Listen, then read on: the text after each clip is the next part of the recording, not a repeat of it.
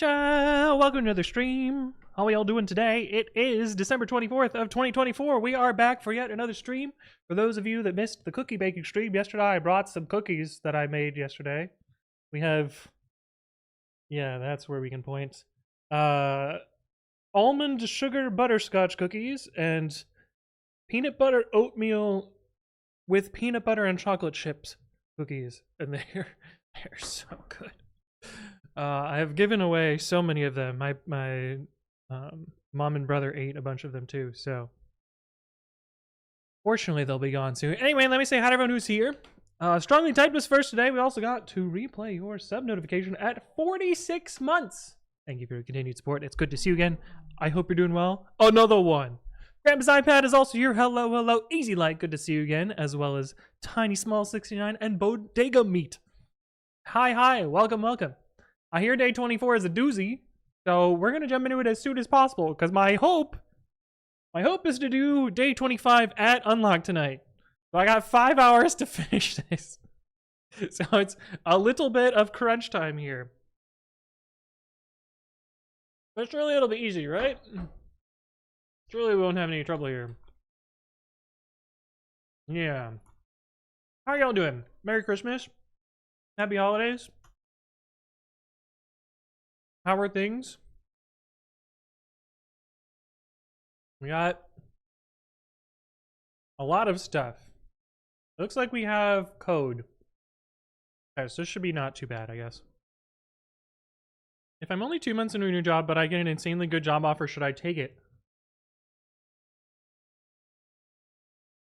Kind of hard to say no to that. But how you doing, Spyro? Welcome. Merry Cookie Miss, indeed. Alright, day 24.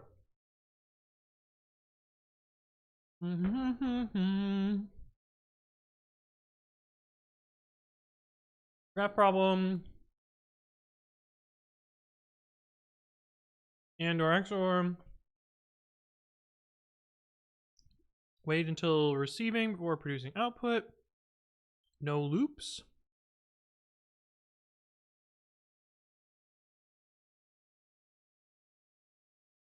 Many inputs, one output. Okay. And I'm just gonna scarf down cookies. Big benefit I'm seeing is no gap in resume if I just drop this employer. It is tricky.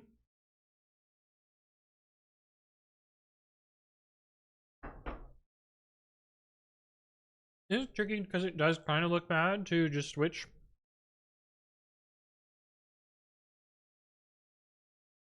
So suddenly. Alright, we can just take a sample. Easy to understand. Oh, I got a longer one here. Let's use the longer one. Fuck the shorter one.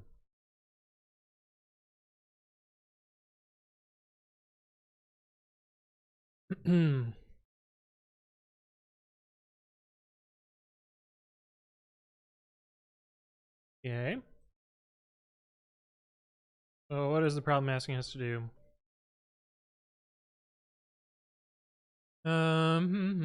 Because gates wait for input, some wires need to start with a value as inputs to the entire system. Okay, so these are the inputs, got it. The first section specifies these values. For example, blah, 1 means the wire main, blah. Second lists all the gates. Yeah.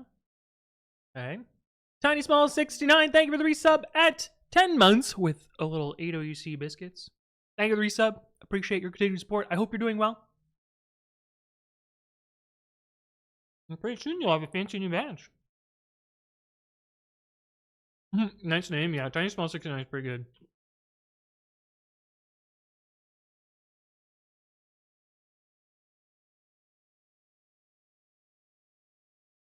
Okay. So, bunch of input gates, output gates. It doesn't seem hard.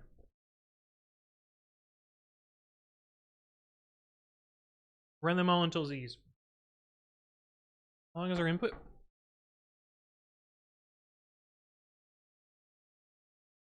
It's not very long. Okay.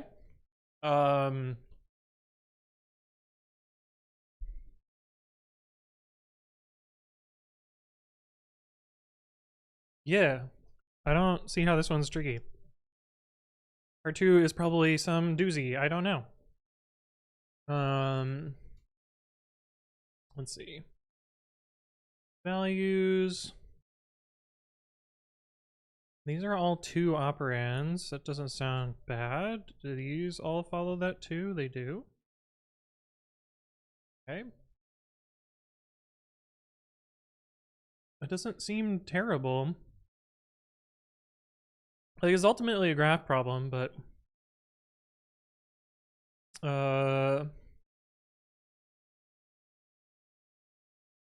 split on back end. Port line in values s dot split lines. Name val s equals line dot split on colon space. Values name equals int val s. And then do.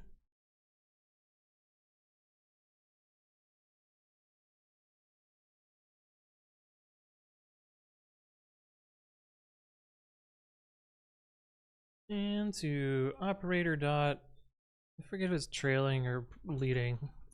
Should be trailing, right? Operator dot and. Cool. And surely we have or. But XOR is probably not trailing, right? Operator dot XOR, yeah.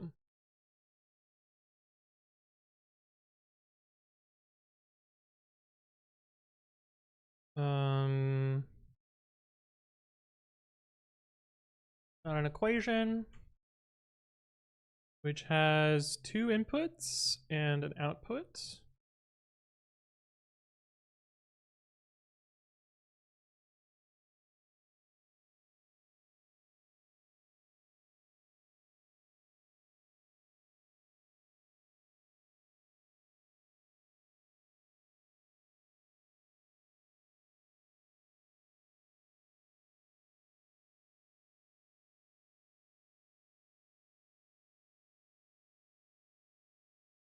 I almost wrote some Ruby there.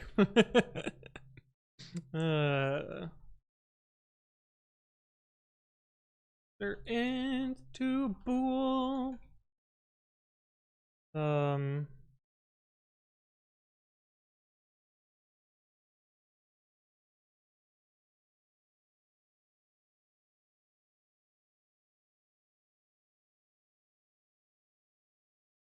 we'll start with that.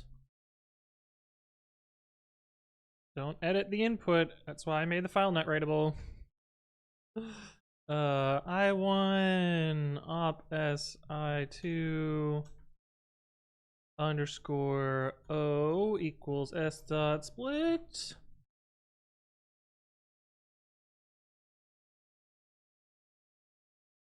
O.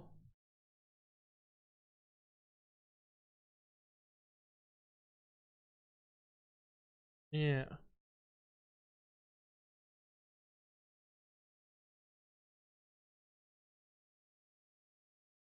JJMC's here. Hello, as is the Devil Kid. How you doing? Welcome, welcome.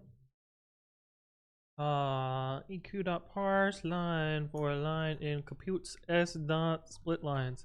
The naive thing to do is just fucking run through each of these until they're ready. You could represent this as a graph, which is going to be faster, but n squared doesn't sound terrible, so I'm just going to do n squared.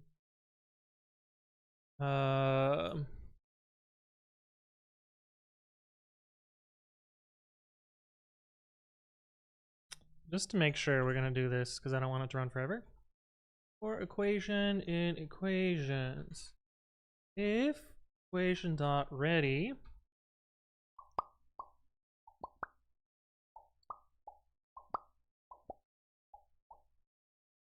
values, then values equation dot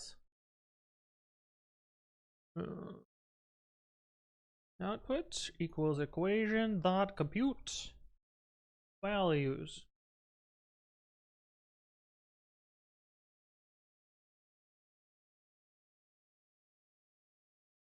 Return self dot operator.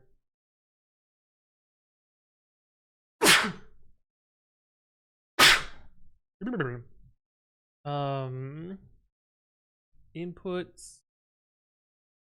I guess we could just say vals equals I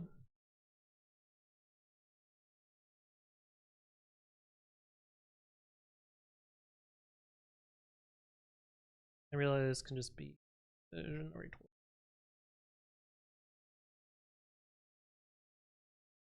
Yeah. I don't need this.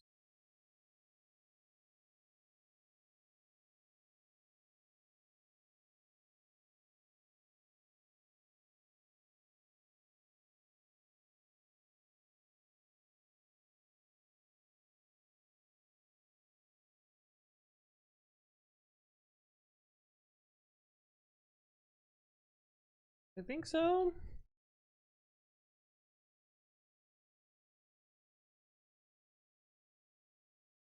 PP inputs values. Then we just need to find these bits.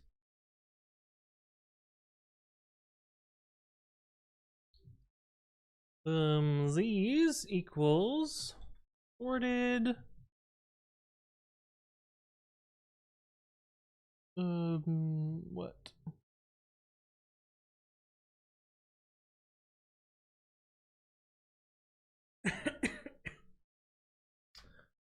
Sorted what? KV for KV in values. If K that starts with Z, and then we got to turn it into a binary number. Probably the laziest way to do that is to return int empty string.join stir bit for bit in Z's base 2. Koenig, guys, thank you for the resub at 43 months, 43 bongos of Christmas. Thank you for the resub. Appreciate you stopping by. Generator must be print size. Ah, true, because there's a comma in it.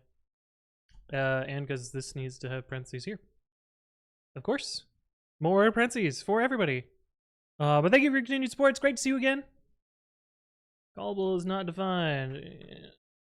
So of course. This collection's ABC, right? Self is not defined. Also, self. Think about return type. Got int expected bool. That's because I meant to type int. I mean, technically it is a bool, but can I determine type of K? Is this supposed to be items? Unpacking a string is is not allowed. Yeah, that's an error you never want to see. And we get 764, of course. Love that for us. Why though? Do I have it in the wrong order?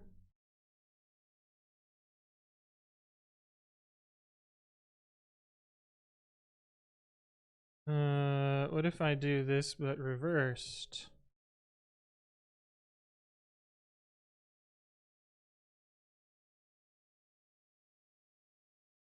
Uh-huh.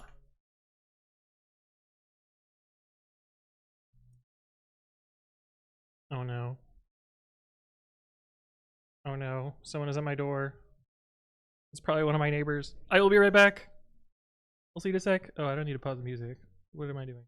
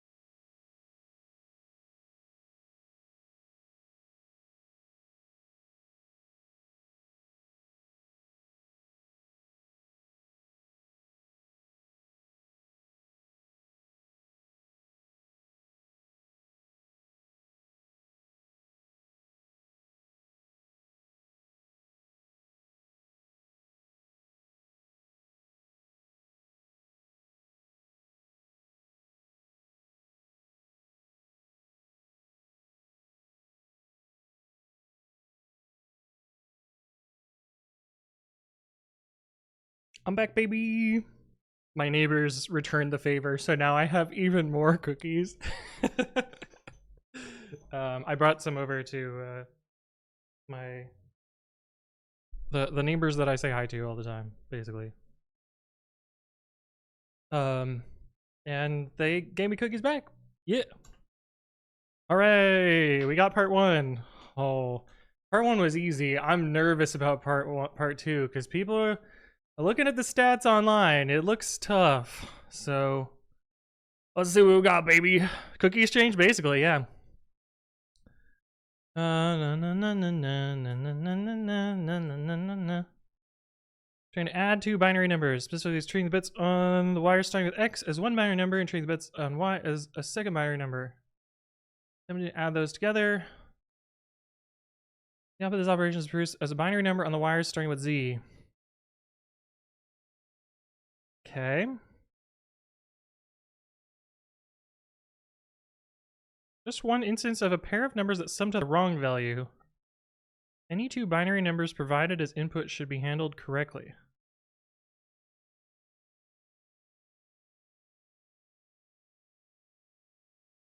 The sum of the 2 numbers, the bits are on X should produce.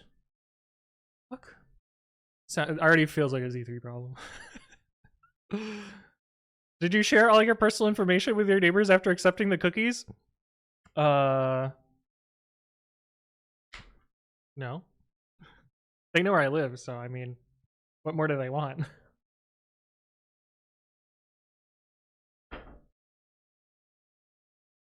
I feel like my neighbors went up to me though, because they had a card with it too, so next year we're gonna have to up our game.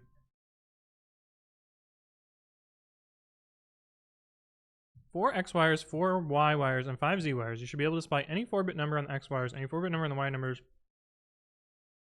and eventually find the sum of those 2 numbers as a 5-bit wire on the Z wires.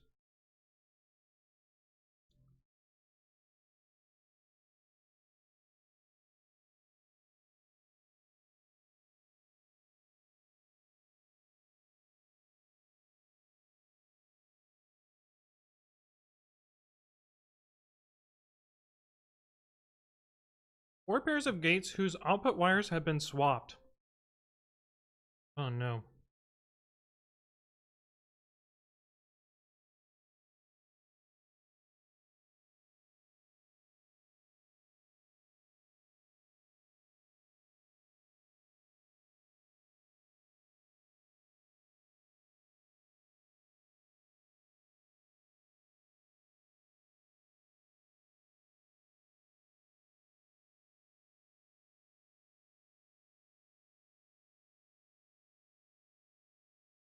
Okay, so let's take this system, I guess.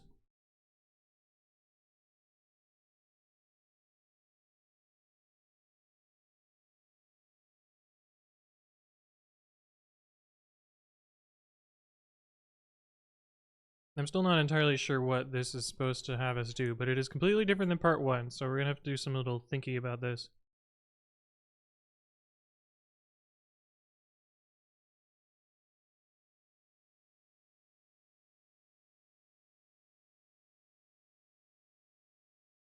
Wait, what the fuck? This is this one up here, right?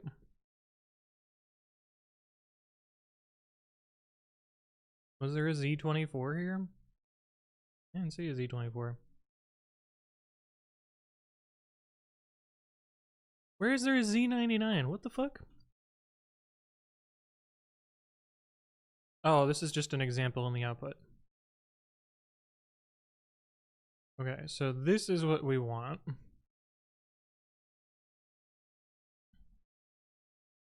So return a str, not an int. Advent of Call of Duty. Hey, what's up, Cellular? Hello, hello. Oh no, I got your joke, the Duplicate. I was being goofy in return, but maybe not in a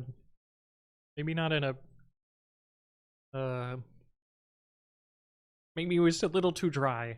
We'll say that. Fuck, we gotta swap 2?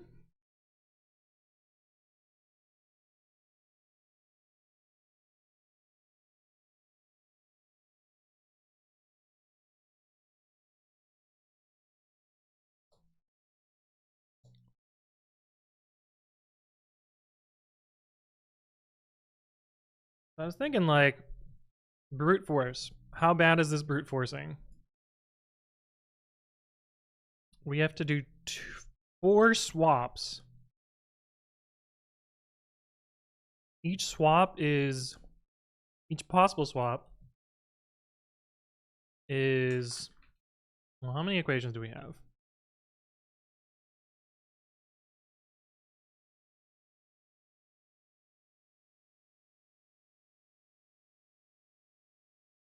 We have 90, we have 100, 220. To the 4th is a absurdly large number, right?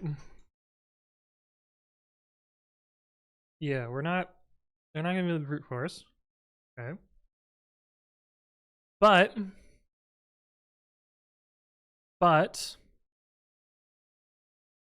we can know which bits are wrong by running a bunch of numbers.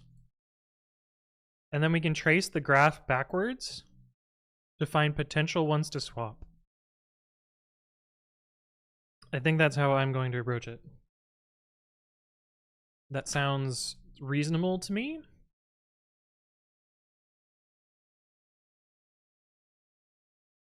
It sounds reasonable to me.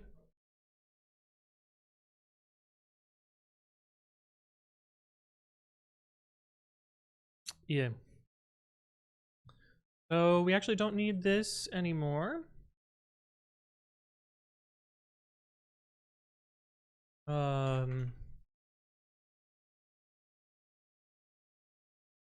And we can say run equations an immutable value. We don't accidentally fuck it up.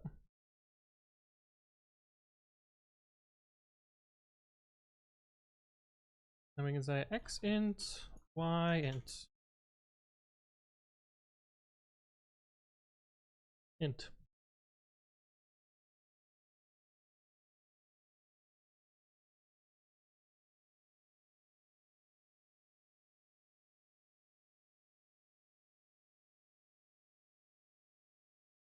How many bits do we need?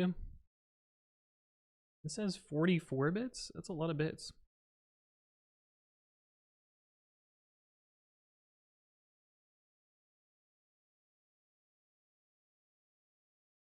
It said this is the least significant bit, right? This question always made me think of training ML models and finding the gradient to determine which nodes to tweak. That's how I don't know those words because I don't machine learning, but it sounds like what I'm approximately attempting to do here.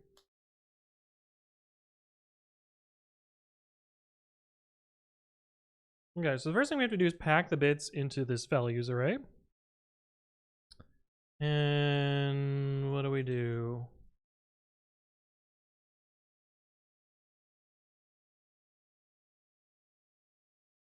Is that how this works? Of course, with an F string, a French string.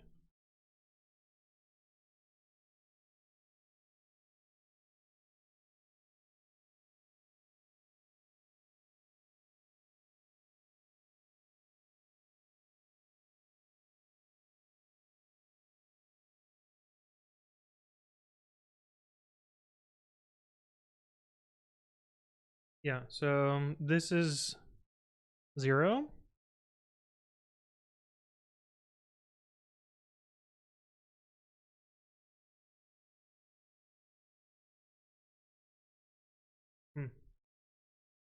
This is very annoying. I have a piece of oatmeal stuck in my teeth. So I'm gonna go floss it out real quick. I'll be right back. I'll tell you my joke about flossing when I get back.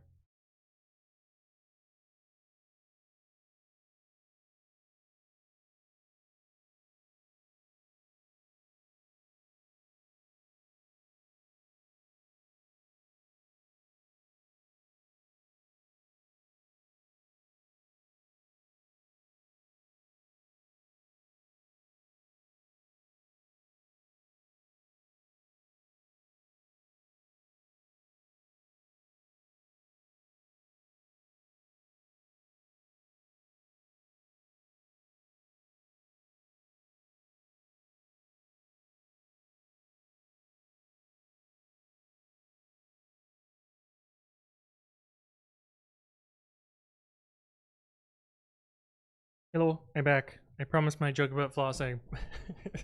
I don't like flossing, first off. But my funny joke about flossing is that I like to say that I floss religiously. Christmas and Easter. And it is Christmas, so I'm fulfilling my my prophecy there. Let's see. Int to values and int to dictor int. Oh, we gotta give it a name.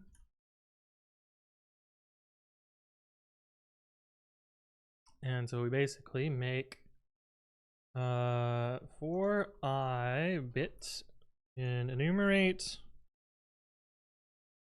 n064b but reversed, and then return a Wiktionary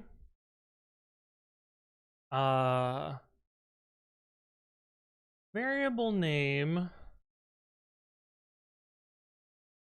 I02 to int bit. I think it seems a little bit nuts.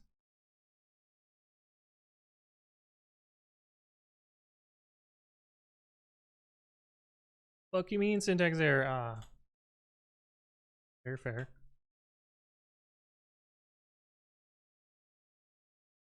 Yeah, that seems right.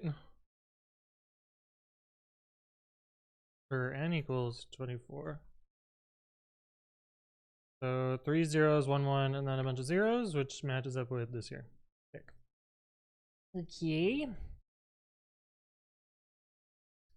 Into values. XX and YY. And then we can do...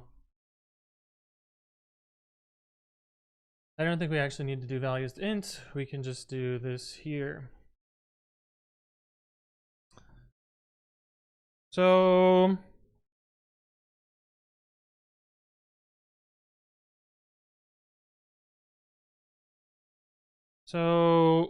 from this, we should be able to know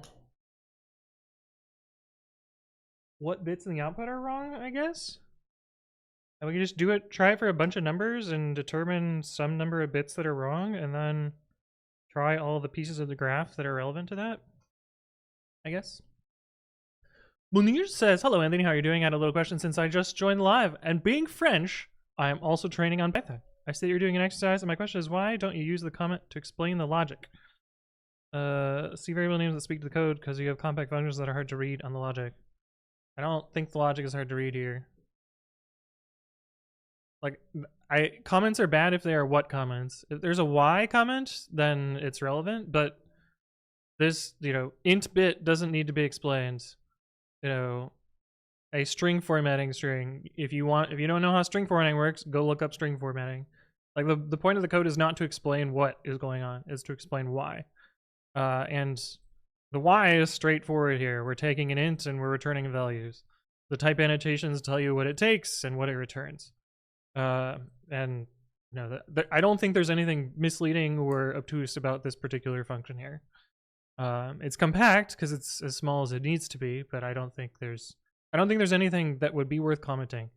But also, I'm working on advent of code, so it also literally doesn't matter.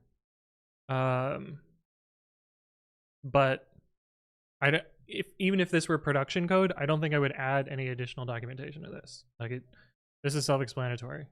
I assume you're referring to this function.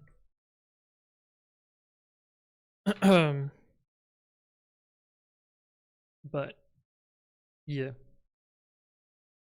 Now we need to actually do our work here. And I actually, I lost the other string here.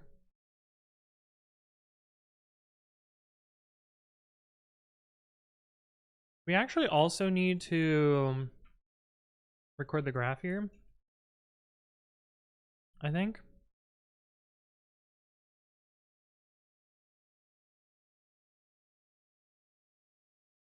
There's probably a minimum number of numbers to try to figure out the numbers.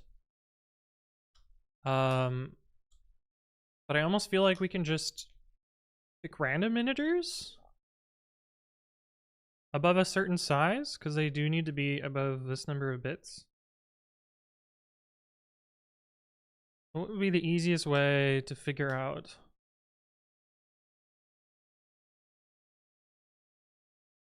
We could probably just add 0. Like fill top half, fill bottom half, add 0. And that should tell us, hopefully, the swaps? I guess you wouldn't know internally if a swap happens. Maybe you just add 1 bit repeatedly and add that with 0, and if the bit doesn't end up in the right position, then you know.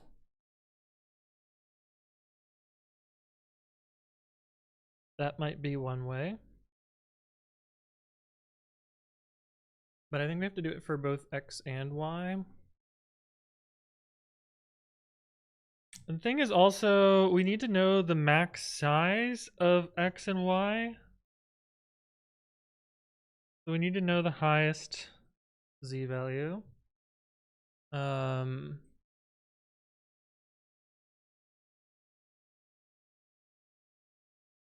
Highest z equals max eq dot output if eq dot output dot starts with z.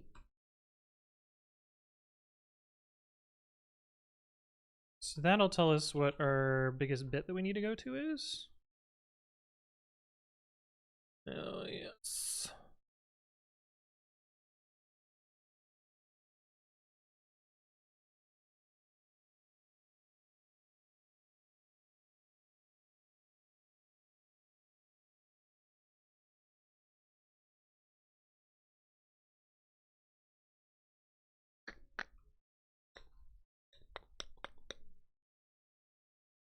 Name Z's is not defined. Shit.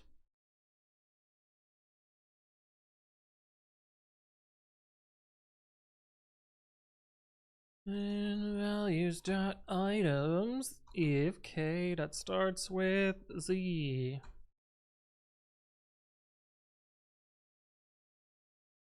Oh, nope. Another parenthesis.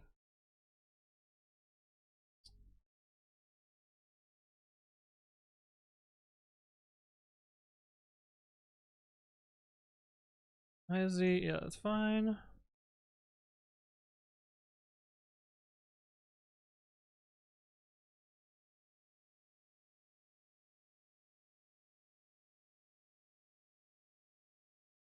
It should be this minus 1, right? Because we should always have 4-bit input. Let me just validate that. So we have x44, so we should have z45 and not z46. Okay, cool.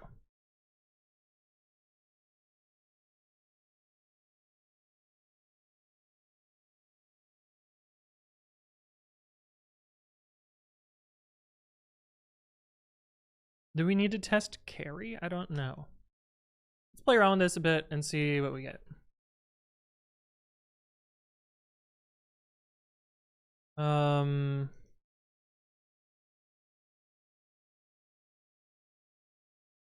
Need to figure out the bit position.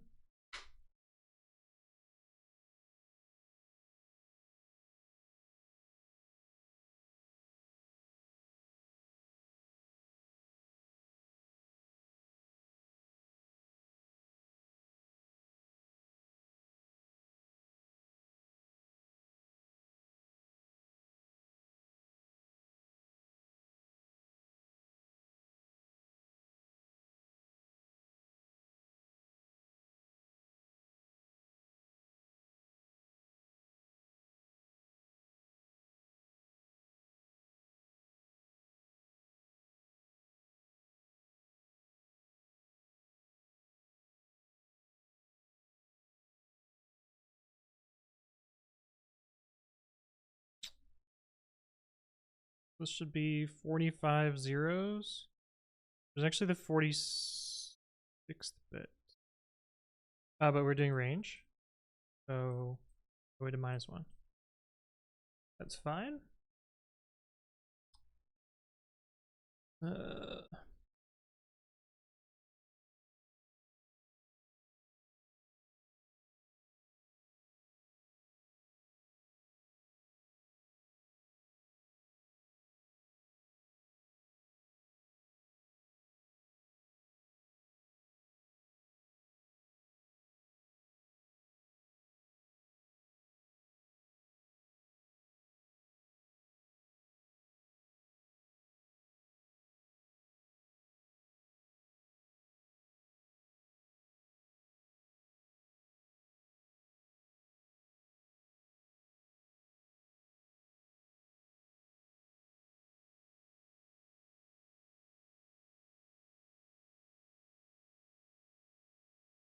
D8?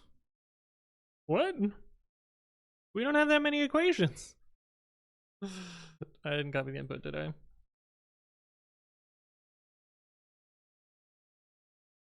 Eight? What?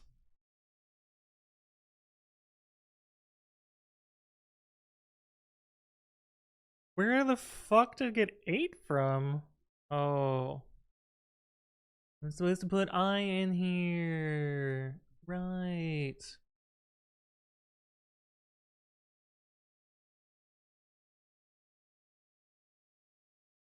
Those are the 4 potentials. Dungeon type says wait WTF. We got no time for waiting.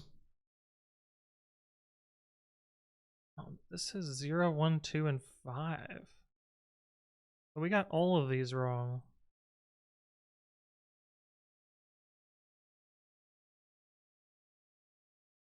So that doesn't make any sense.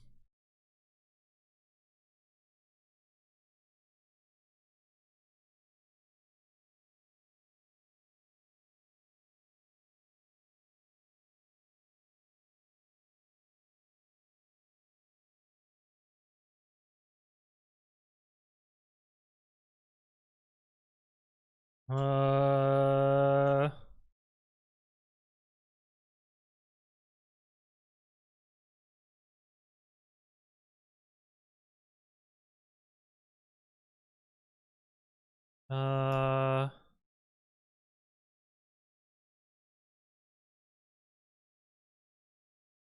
Huh. Can you printf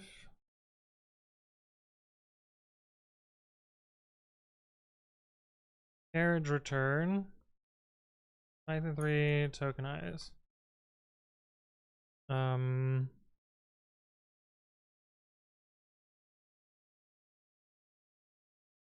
What,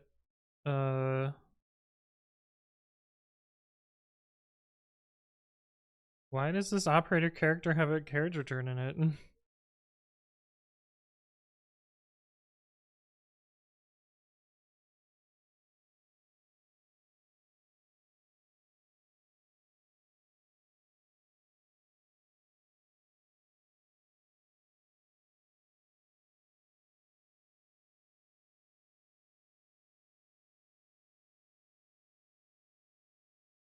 What?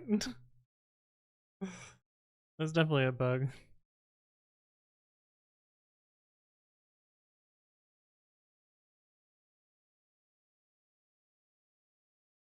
Yeah. They might not consider it a bug. Because it will end up being a syntax error. 310 gets this correctly, 312 doesn't. Oh, that's even weirder. The AST allows it.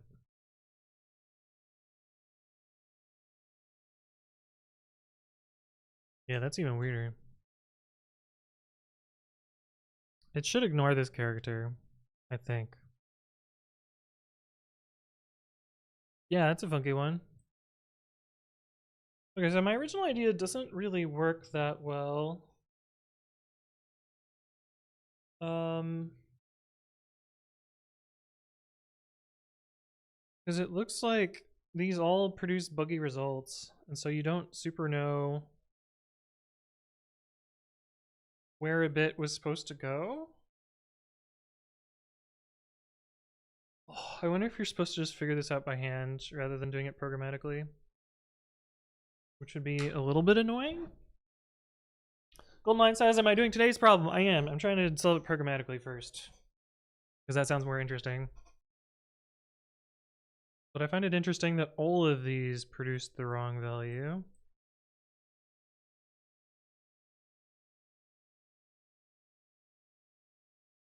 I wonder if you don't need to run the equation. Because you know in some way that 2 of the bits are supposed to be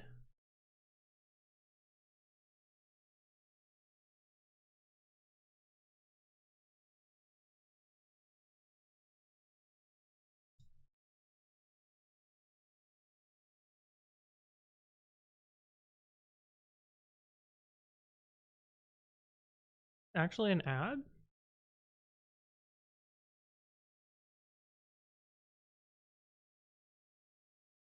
Oh yeah, because it's just binaries. Do I have all the stars? Yes. This is the only star I do not have. Is part 2 of today. Look at this big ass fucking number.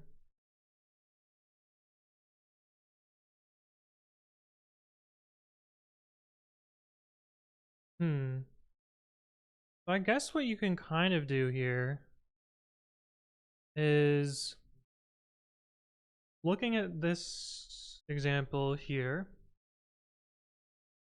Z5 should somehow be dependent on these 2 values. And so if you trace this backwards and you don't end up with those 2 values in here, you know that you have a problem. I wonder if you can also just optimize parts of the input out.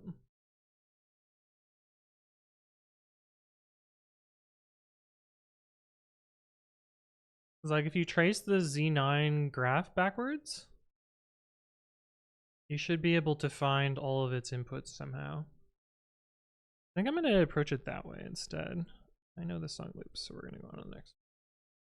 So rather than actually executing anything, I mean, we probably will execute stuff later just to check the solution.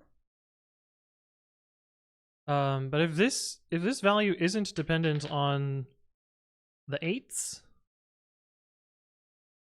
then I don't think it could be correct in any way.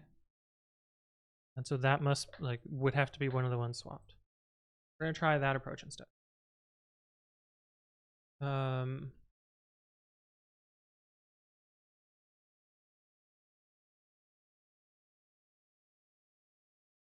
We still need this.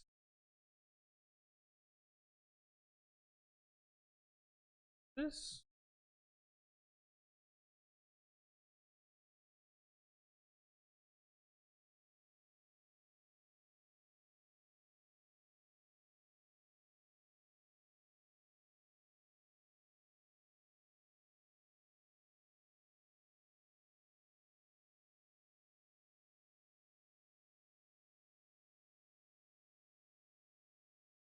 We also need to reparse these into a structure that will be useful.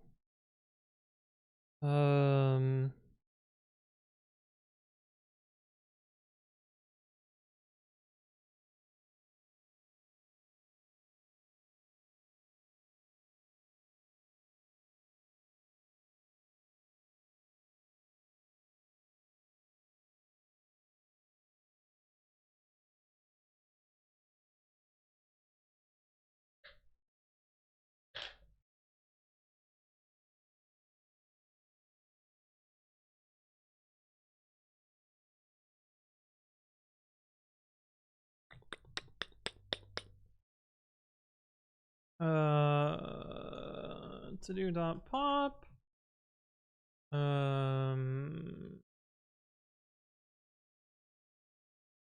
Next vowels equals edges output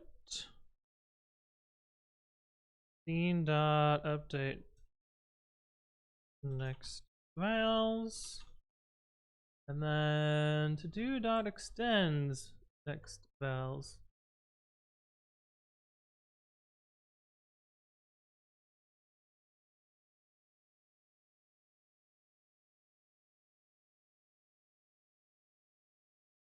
And then if I minus 1 O2 not in scene, or y I minus 1 O2 not in scene. Let's just do a little breakup point there.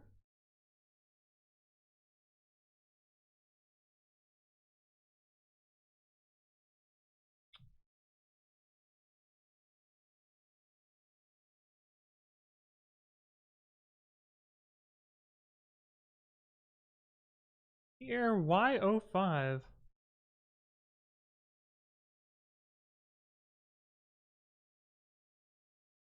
Oh, right.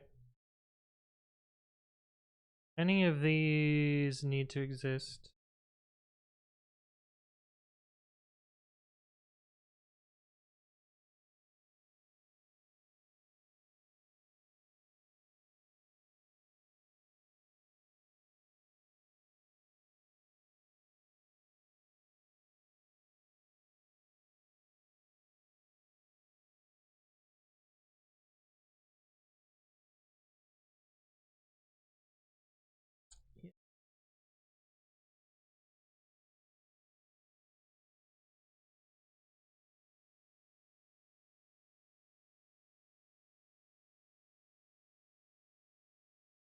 So bit 0 is one of the ones that needs to get swapped, probably.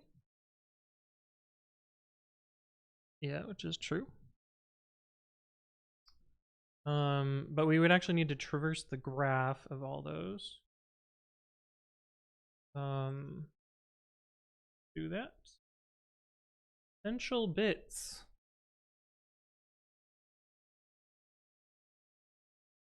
It would be anything in scene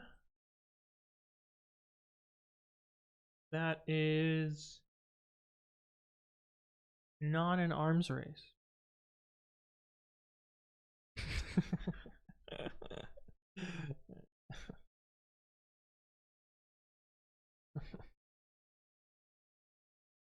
Terrible joke.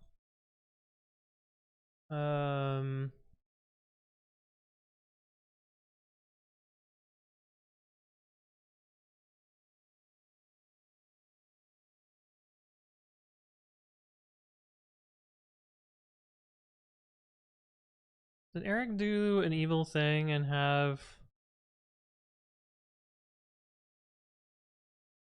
things that start with X that don't have, or Y that don't have numbers after them? Okay.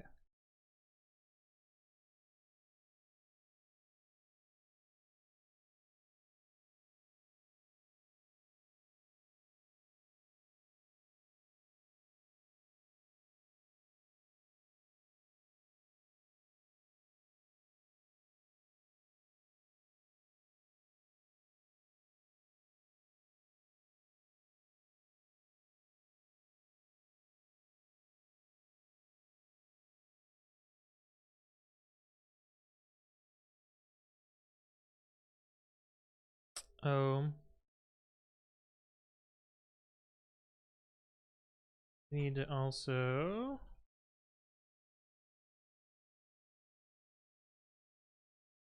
this guy in there.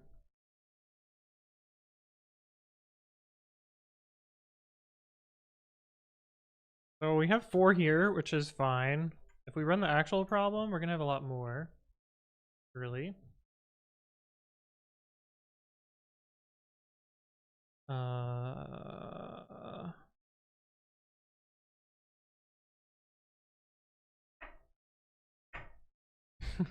Fuck? What the hell?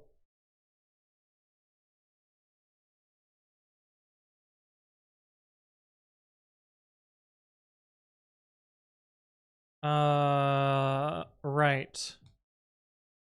Because being dependent on the bits is only one part of the problem. You could also have the wrong arithmetic.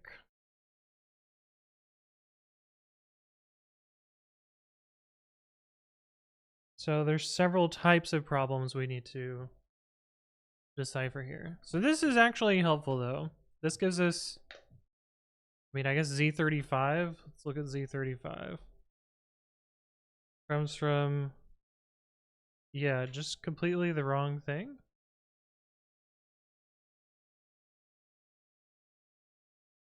This should go to Z36 somehow. The Z36 comes from this whole long list of things. So why didn't Z36 have a problem? Hey, what's up, A Monkey Man? How you doing?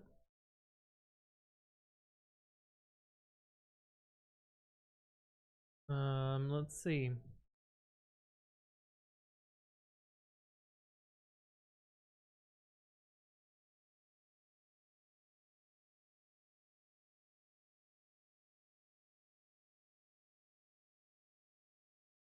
Oh, I ran PyTest.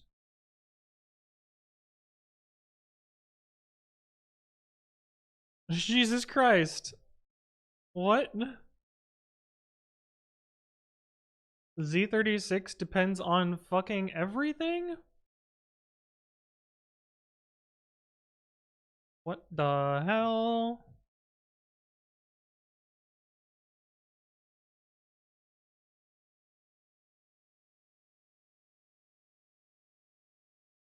What the hell?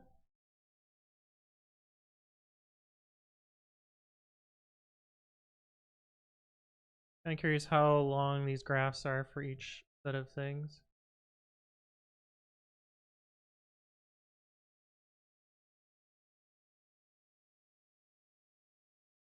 This is tough because, like,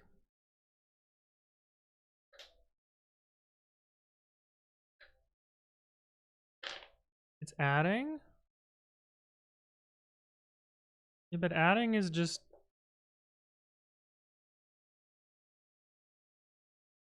I guess you have to repeated carry.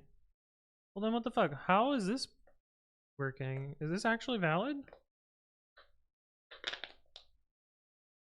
If you have 1 and 1, if this were the right thing, if this were Z00.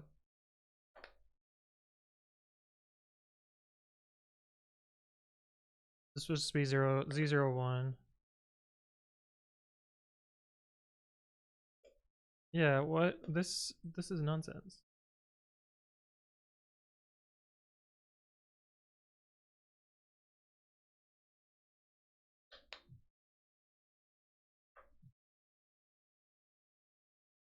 Oh, is it?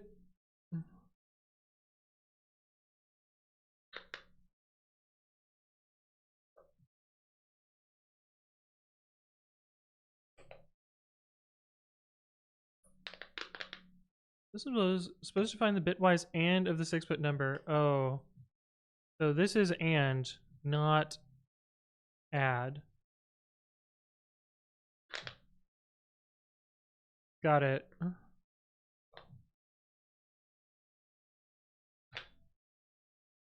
I thought we were doing... I thought this was doing add. Okay, for some, this actually seems easier.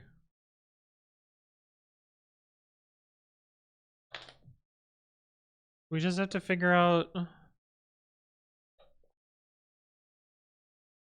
I think we just have to figure out when it stops carrying properly.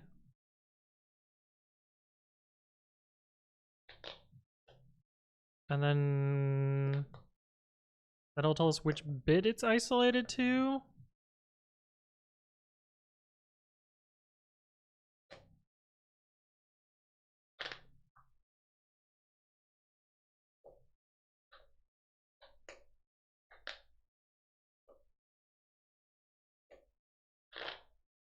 Yeah.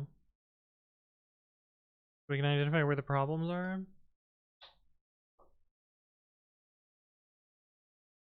Okay, so I think the test actually doesn't help us then. So I'm just gonna kill the test.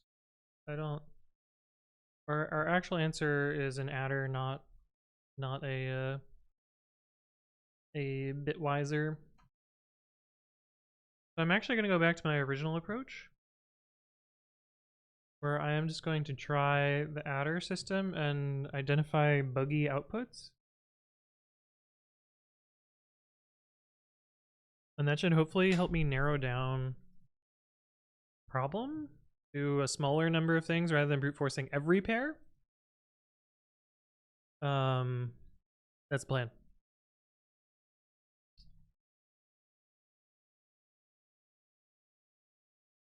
So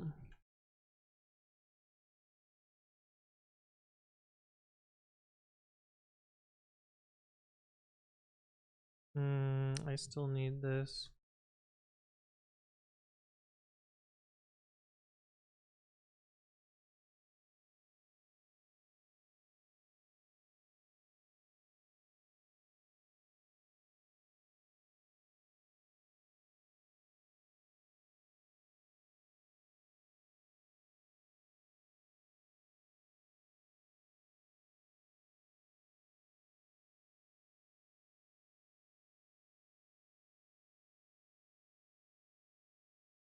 Avida, thank you for the follow. Welcome, welcome. Hopefully you're doing well. Did mother of the sample is not comparable to real input? Exactly. Merry Tuesday. It's true, it's true. Then c dot add k and to do dot and burns. Probably need this thingy later. So let's keep that around. Let's find some buggy bits. So first we should just say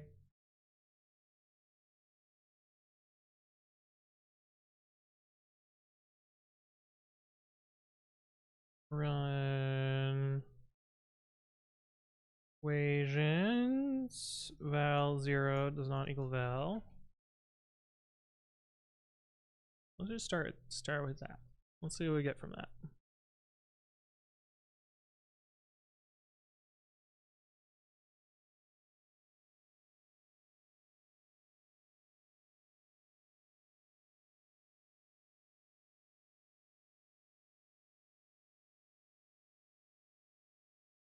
Okay, so that identifies one of them.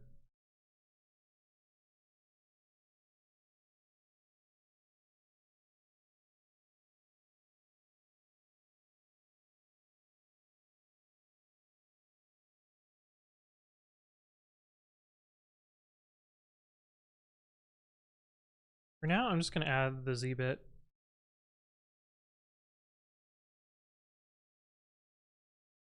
What do we get from that? So let's get rid of this breakpoint.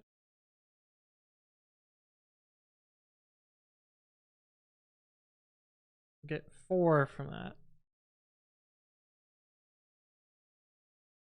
Which doesn't necessarily tell us much. Let's try also testing the y values.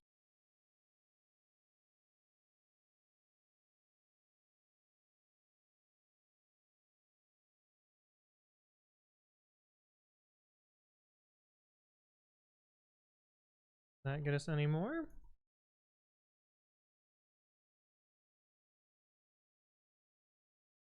No. Let's try carrying.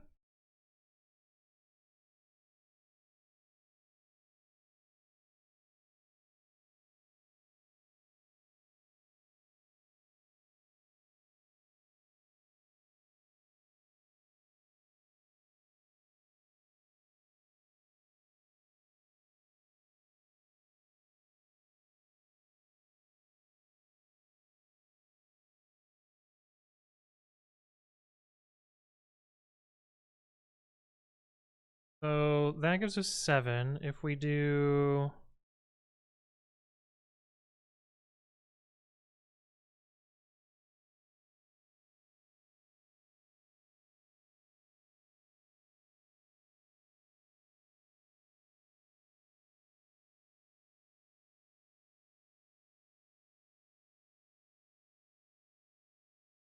Did this wrong.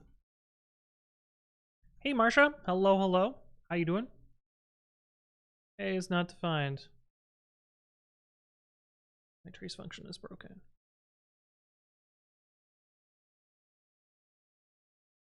New return statement. Fine. Okay.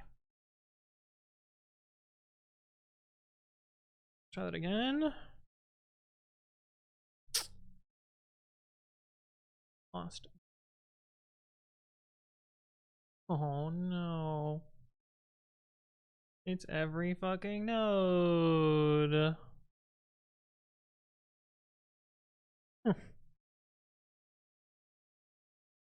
Shit.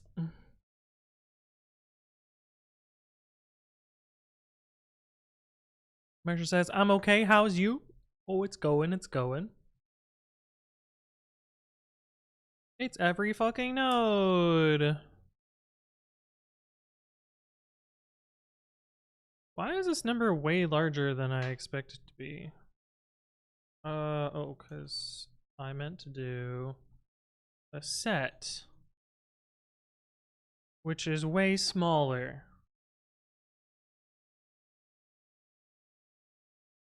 This is way smaller. That is still extremely high value. And this is still too high to brute force. Also, it's missing the original nodes. Do you do YouTube / Twitch full time? I do not. It would be fun.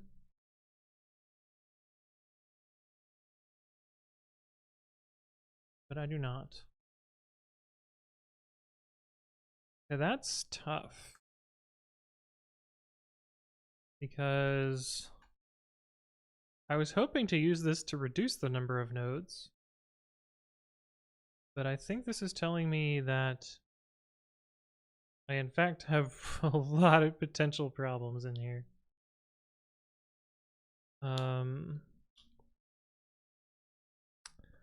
Oh, I guess what else do we know? We need to know, oh, we can also know every bit should depend on every previous bit in X and Y. And so we can sort of know, we can identify which ones are wrong based on that. Like which bits have a problem, and maybe that will help us reduce things. And the swap will basically be a graph of the branch that contains the chunk of things that we need that are missing.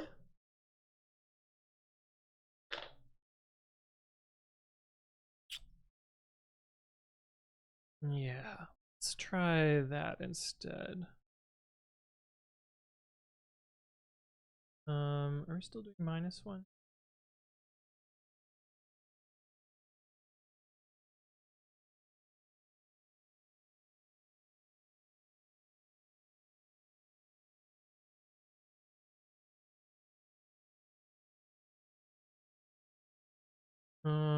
And let's do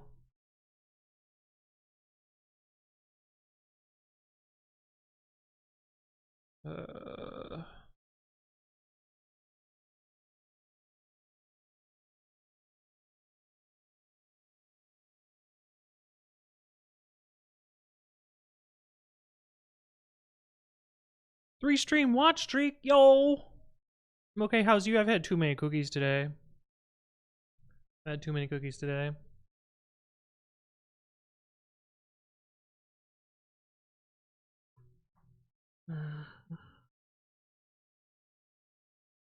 Should have shared more. I shared with my neighbors. Well, 3 of my neighbors. Um.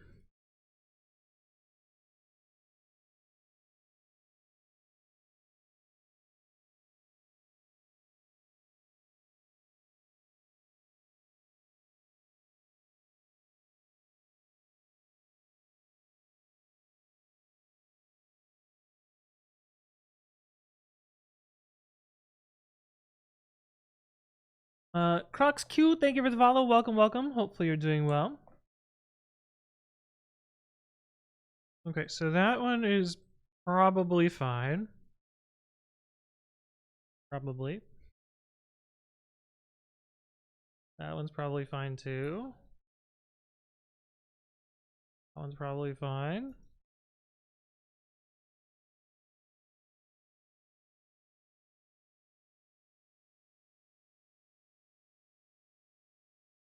Hey, Ryan, planning to solve tonight's problem at release time? Yes, assuming that I can get this working.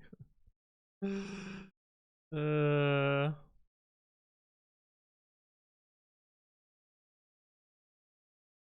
is it now suddenly sorting them, but it wasn't sorting them before? I don't know.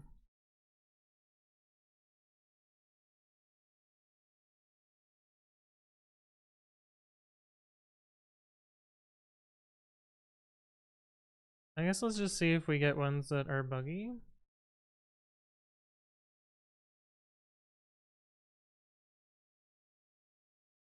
Um,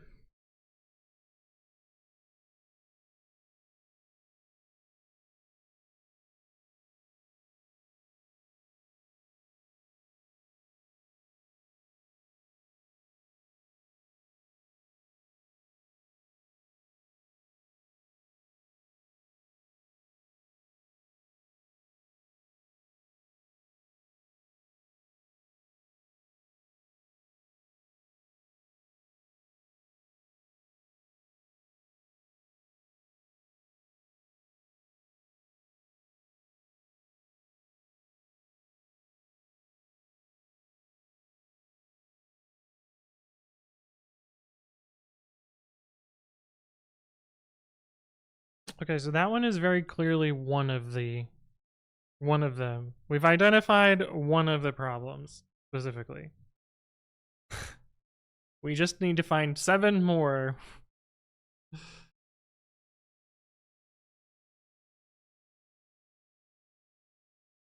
Z35 is definitely one of the problems. Because this is definitely not an adder. Um,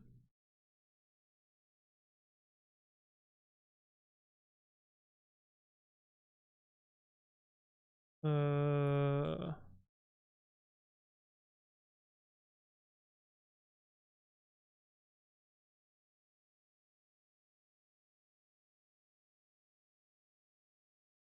why is this one a problem? What are we missing here?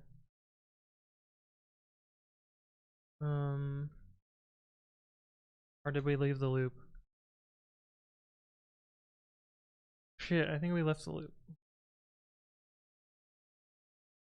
Where are we? Yeah, we've left the loop. Damn, okay, so we've identified one of them. We know one of the problems. But we still need to find 7 others. Which is fucking tough. We sort of figured out where they might be based on these graphs, I guess.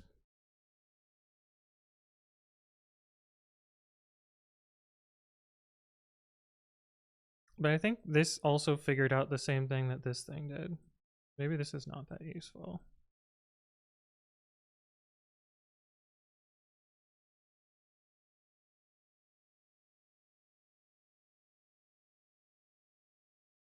Oh.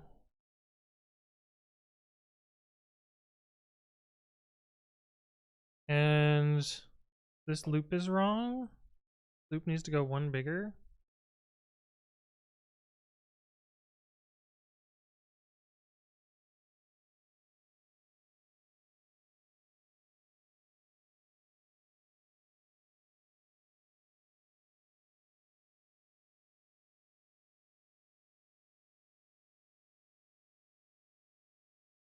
Also, the loop is not correct for the last value because the last value is a carry bit. Okay, so the loop was correct in the first place.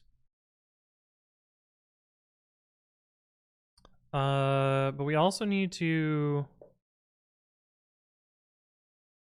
No, this does test that last one. Huh.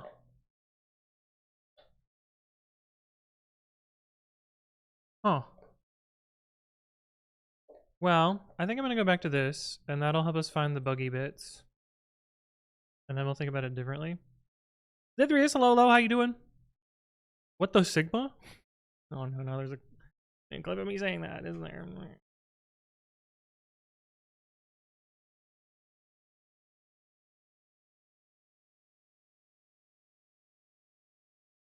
1, 2, 3, 4, 5, 6, 7. So somewhere in one of these, we have the wrong shit going on.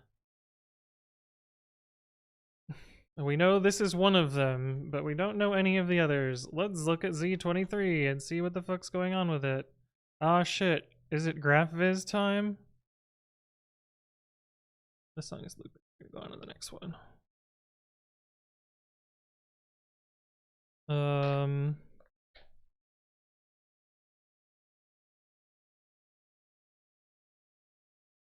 Obviously, it's TKS. So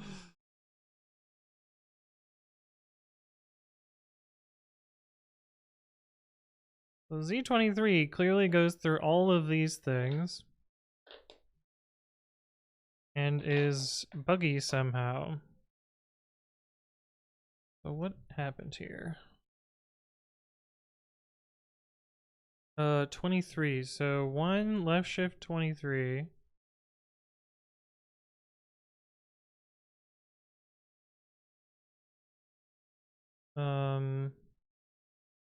Produced a value there.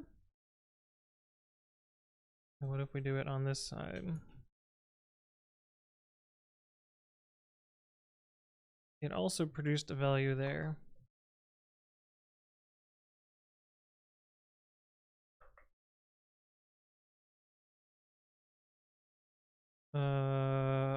What is this in binary? Something like that.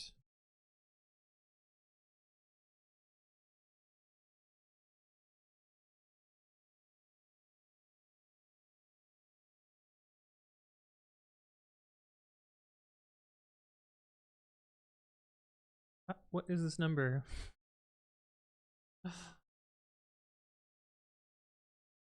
It's all zeros and a 1. What the fuck is the number then?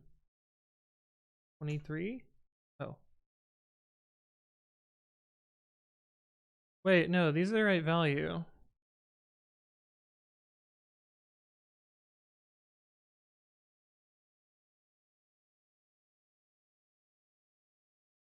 Why did we think Z23 is buggy then? Z23 seems like it's fine.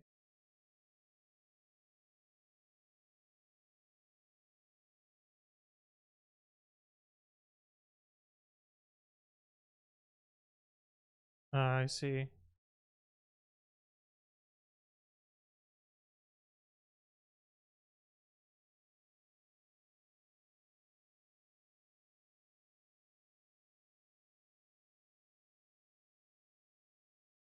What the fuck?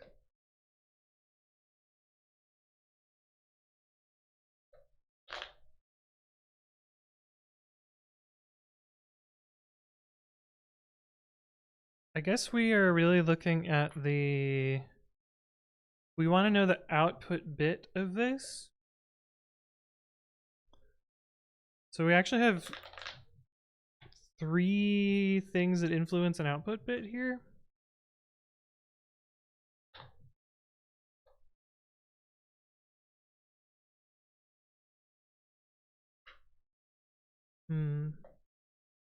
I wonder if you just add...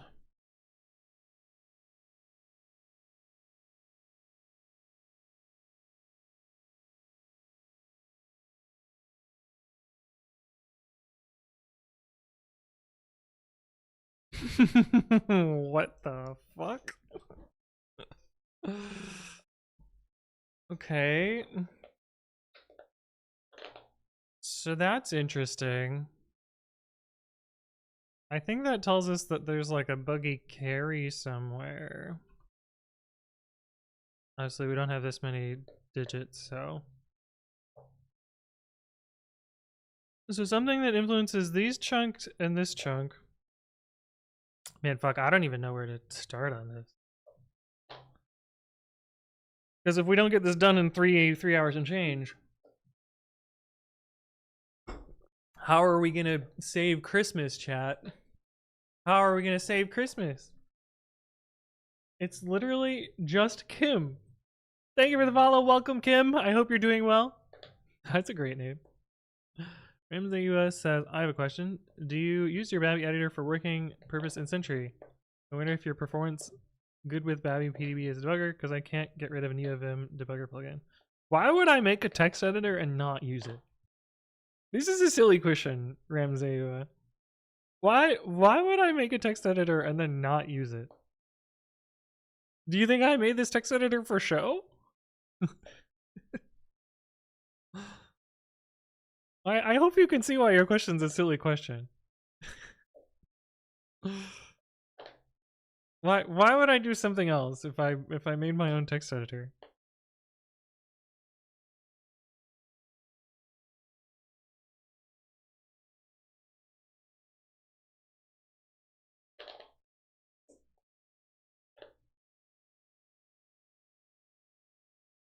Oh, fuck me. I feel like this problem is going to be sort of obvious if I graph visit. People make things for fun, you dork. Do they make a fully featured text editor for fun? And then not use it?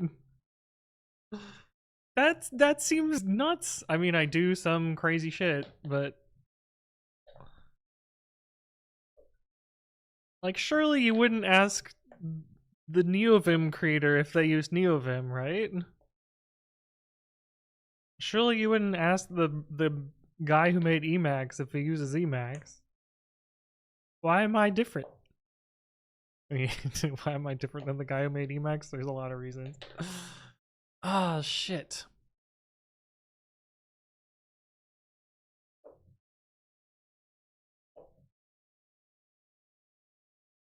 I mean, how long is this choose for?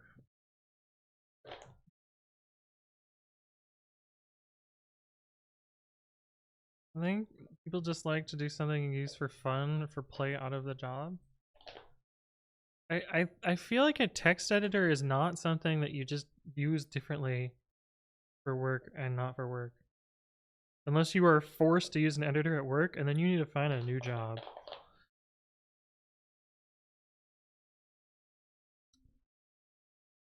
This problem sucks.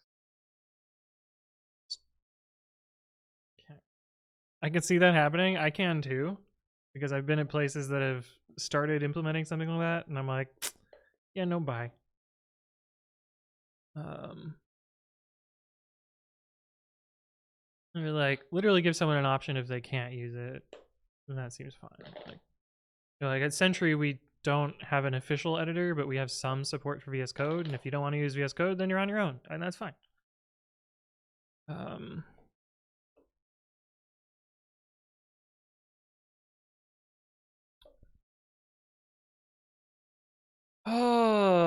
This is very interesting. Linux developer, hello. Actually, I prefer 1970s Emacs. Yeah. So we know one of the values is definitely wrong. What can we do with that knowledge? We know that needs to get swapped with something to make some other bit correct. Maybe. Potentially. We could probably try and swap every bit with that, and that'll maybe just give us one more answer. Maybe? Battery seems good for me, but I've never used P2B because it makes me so slow, and I wonder how people use it fast and simple. I don't know. I feel like it's not that bad. So we do know this one, Z35. We know this one is wrong. So I'm going to try and see if swapping this slow. We try and swap this with every value and then run the same computation and see if we get an improvement on the number of bits. Maybe? Eva says, I'm forced to use Visual Studio at work, but I'm still using Notepad by habit. Ooh.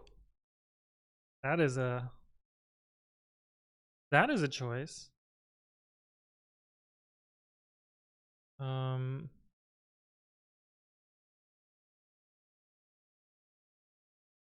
That is a choice.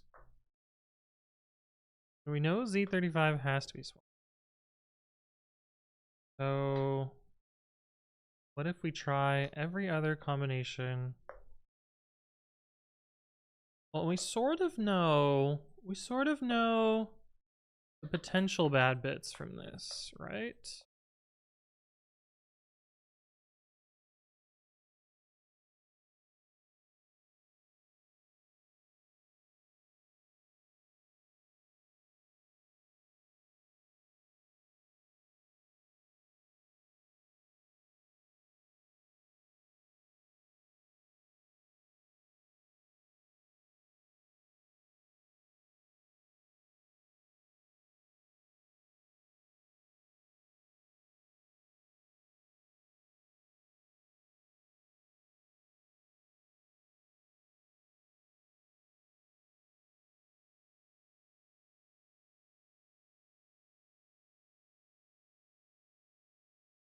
I know everybody going there.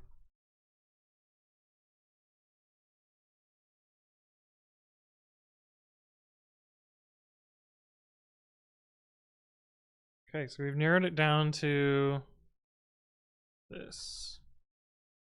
Z35 is already in here. We already know that one is bad.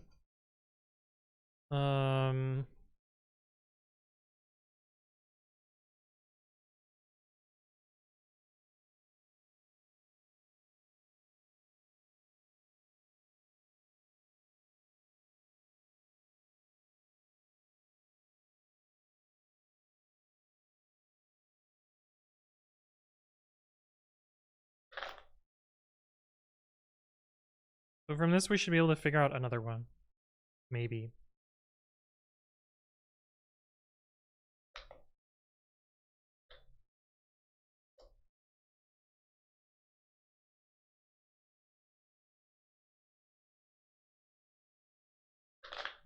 Maybe.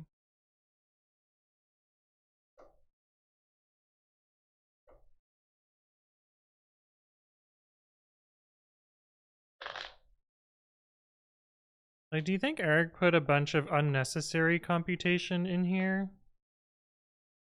Well, surely, because I don't think you need XOR to do adding. Or I don't think you need a lot of these things to do adding.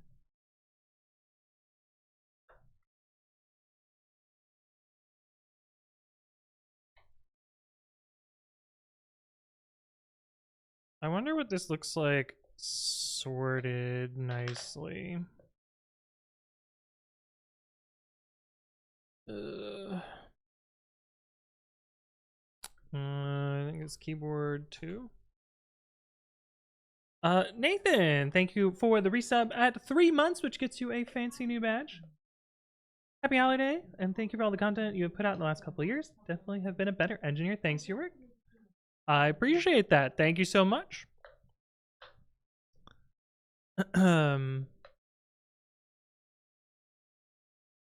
How do I do this?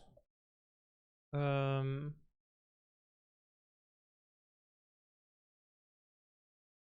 want to find a result where swapping the outputs makes it better.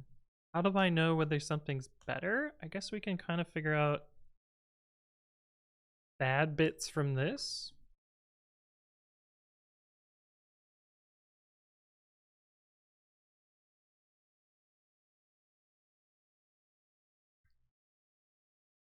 And it should hopefully reduce the number of bad bits.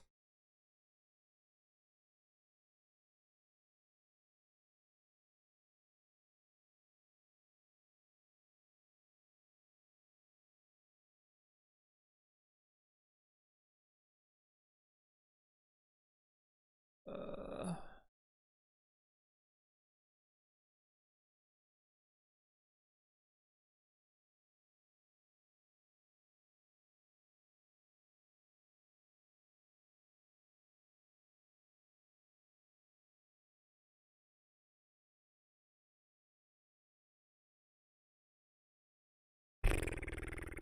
but we kind of need an effective way to swap.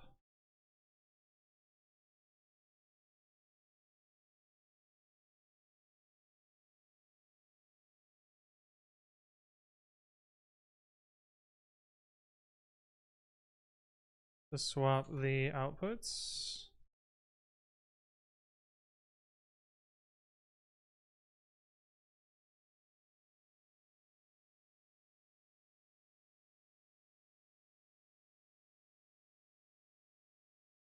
Uh,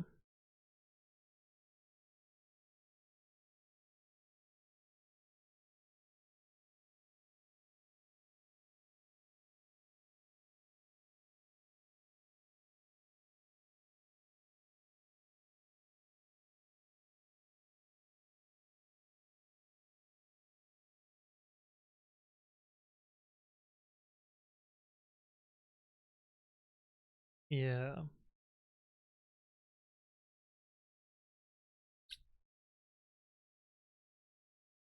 So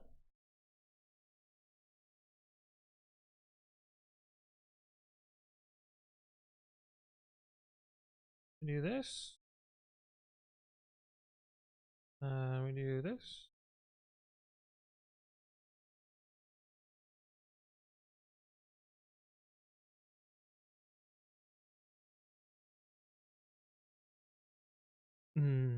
We know the highest bit.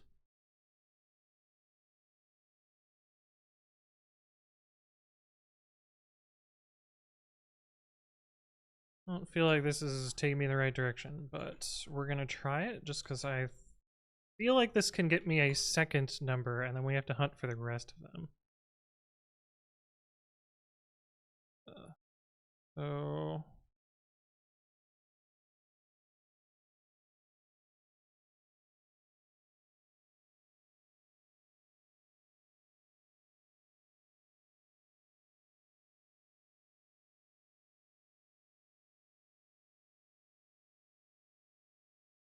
not defined. Right, because it's supposed to be this.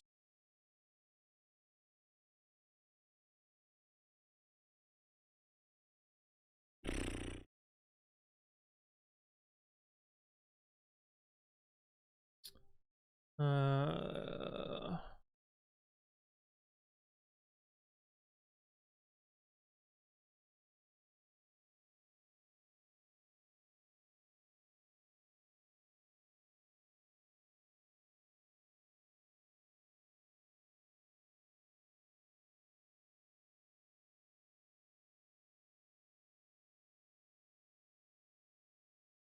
len bad bits is less than len potential. So we'll breakpoint and see what we get there. Hopefully.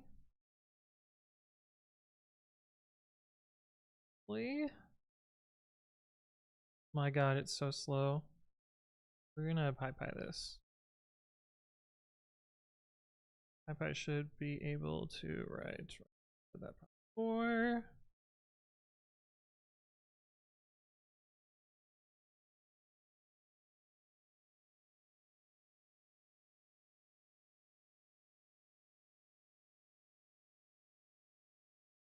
Oh boy.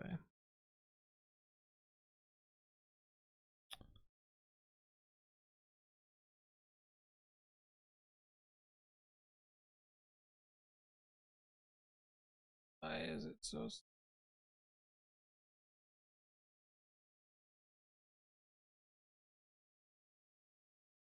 I mean, I know why it's so slow.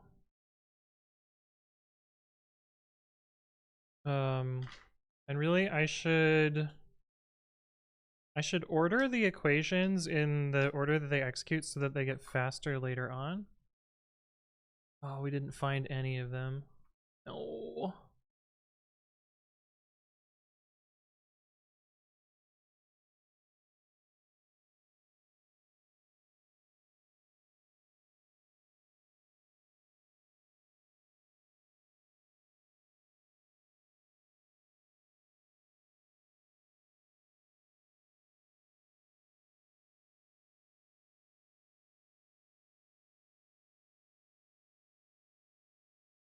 But this won't help once we start reordering things.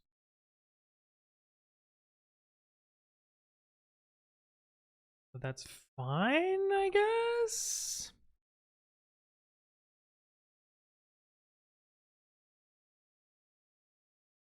That's fine, I guess? Um...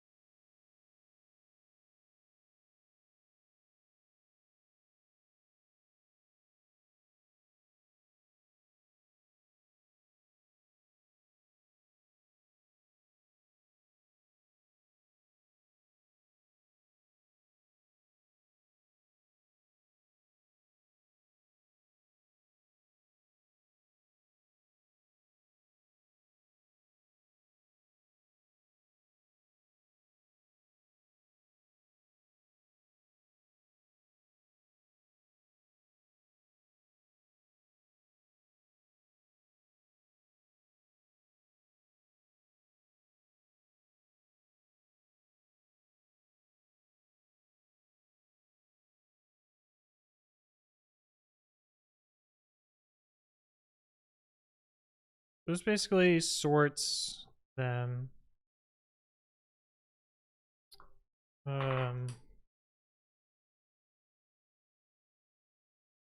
Which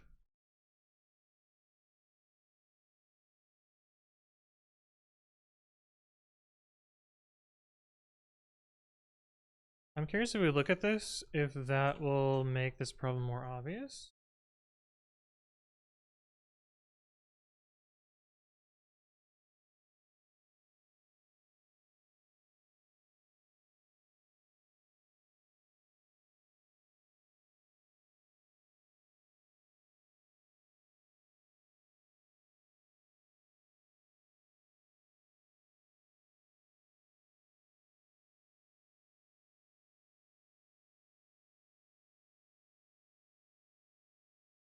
I think the answer is yes, this makes things more obvious in some ways.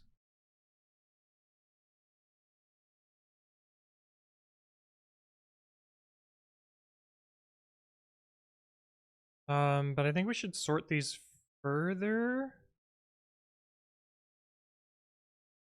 based on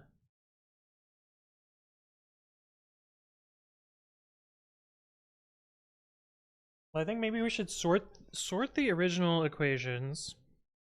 Yeah, like this tells me pretty clearly that like these have probably some buggy behavior somewhere in them. I think I'm going to start by sorting the inputs based on that.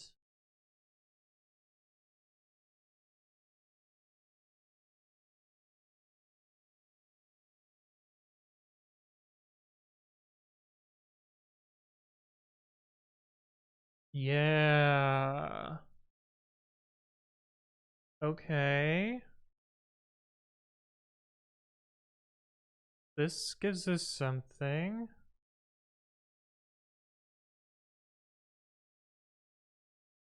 Wait, why?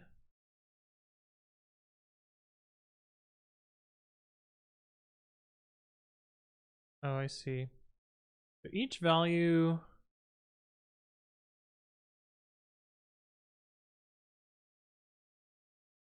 Why do we not have any others that are... Oh, sneaky. Some of them are Y's before, and some of them are X's or befores. Why would he do that?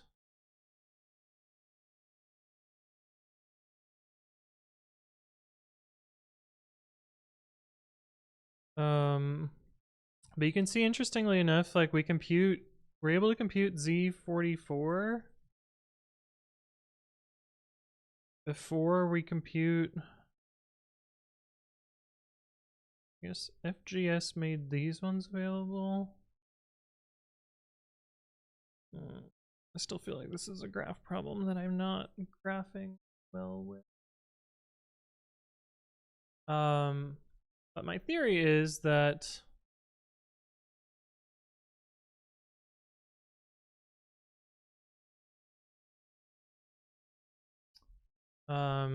that should make this loop faster, in theory? Maybe? Maybe not.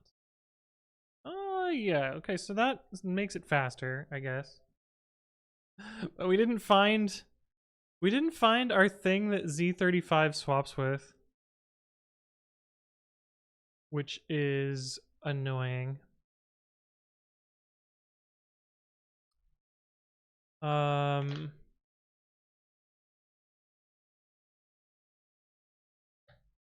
Which is annoying. Is 5.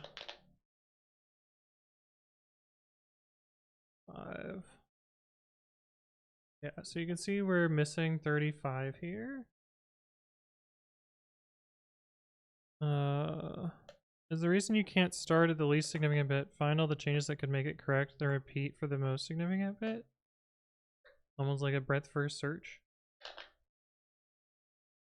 Maybe?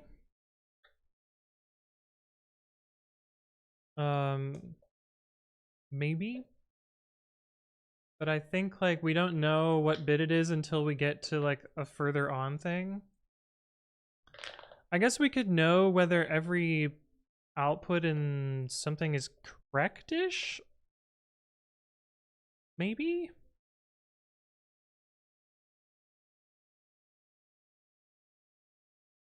It's like...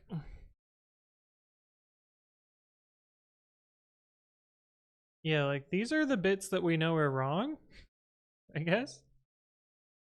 Well, I bet we can eliminate anything up to Z13 as...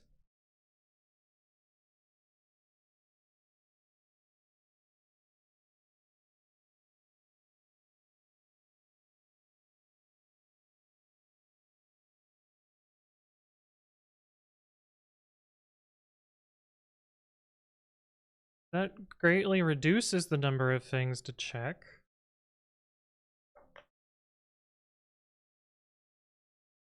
It's like, I think we can just say, like, have we validated the first 14 bits as being a correct adder?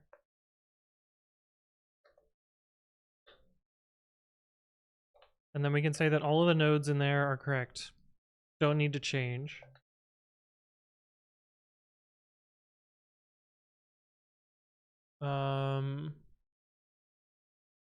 But then we need to figure out how to make Z14 correct.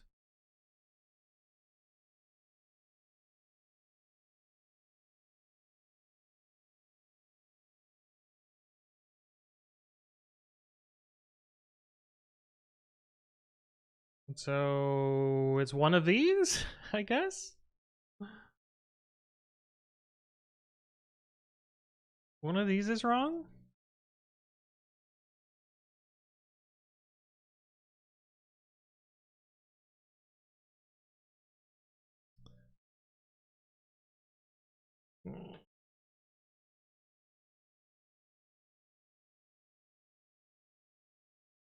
So BTD.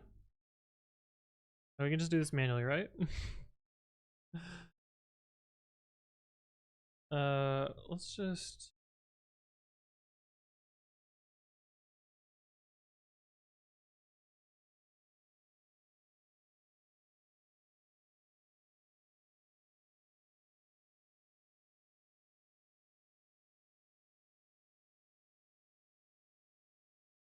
Let's do get this.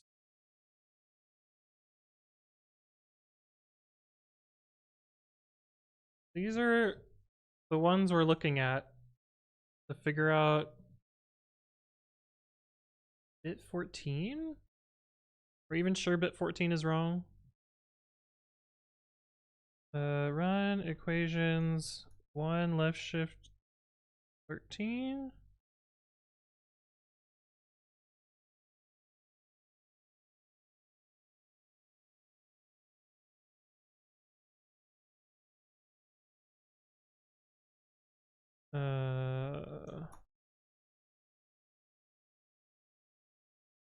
Yeah, so this ended up at the wrong value.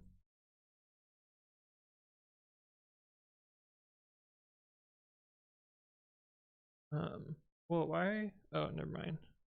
Why are there more chat messages over there? But it's because there was a description message. Okay, so this is what we have in our input.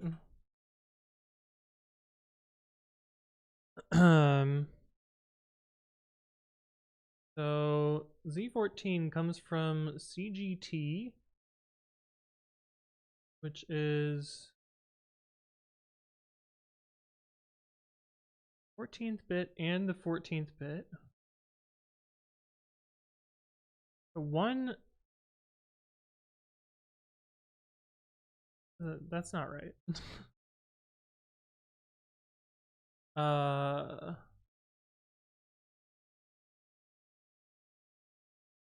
The 13th bit and the 13th bit, WWK, EBH is BP, which I'm guessing is the previous carry bit because we don't see it here. EGP.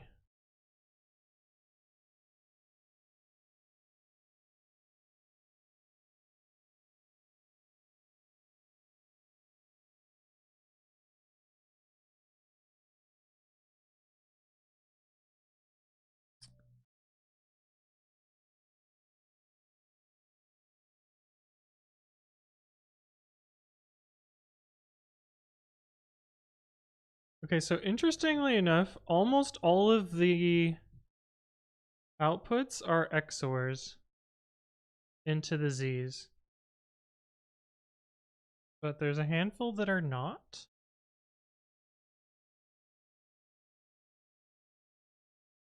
Including Z14. But I'm guessing that each one of these is a carry bit. And we're XORing with the... Like, it's probably XOR carry bit and ANDing? So it should be like triangle shape.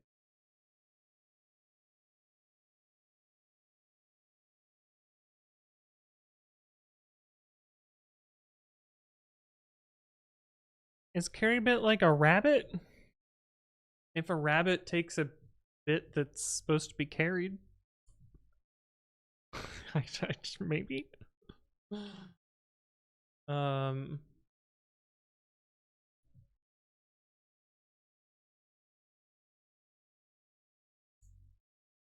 This is interesting. Seems slightly different than what we had before.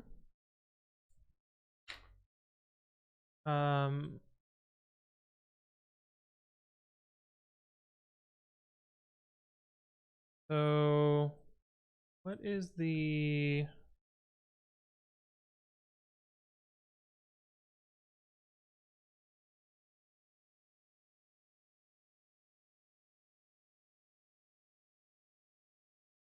One of these is the carry bit, I think.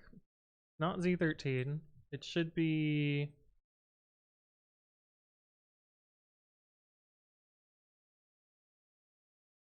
Do one of these two. TGP. Okay, yeah, so if it's one or the other, we end up with a bit here. If it's both, we carry.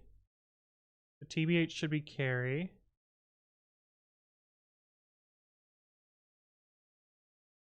TWK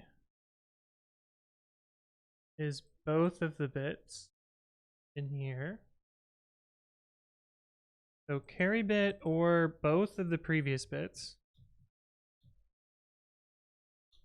goes into NHG.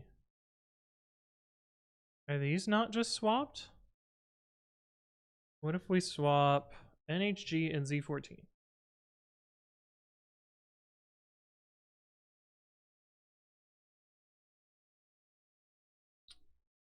Equations. What is this function?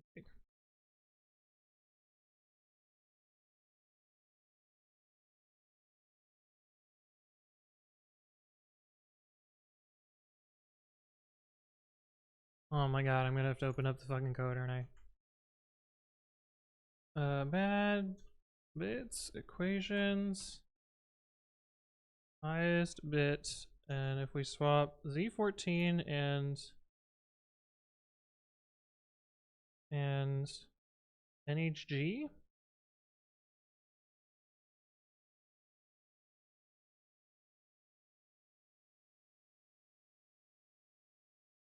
Z14 is still bad. How do we make Z14 not bad? That is truly the question of questions. I guess we could try all of these. So what's that? Trace Z14 minus trace 13 is all of these.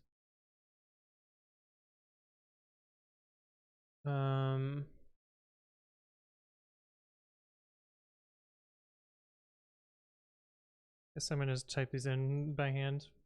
FW. And really I want to say Z14 in. That face winch, CGT.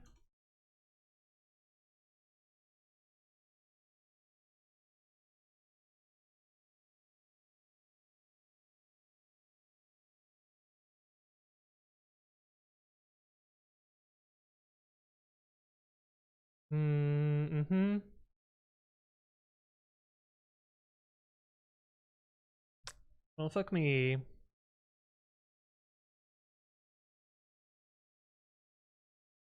Those all seem fine.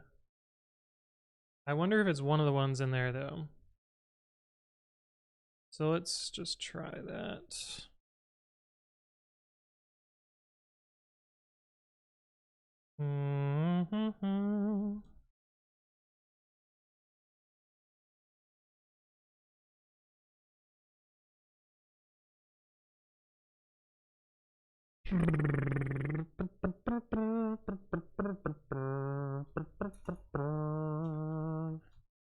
I want combinations.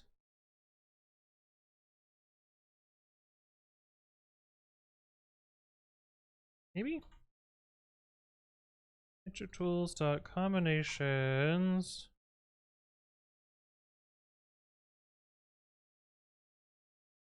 Yeah.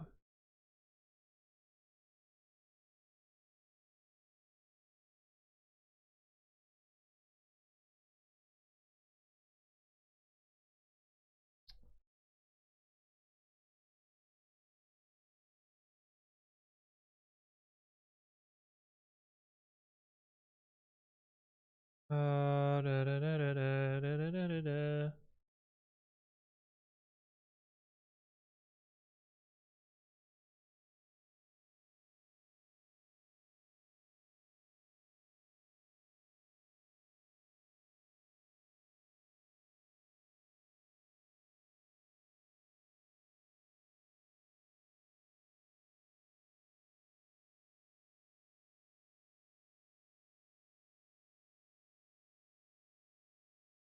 see what happens.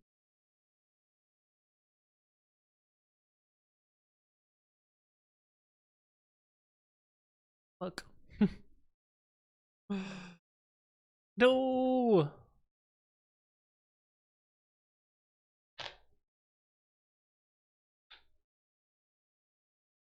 And we could try it with every other. That actually wouldn't be that computationally. That wouldn't be that bad.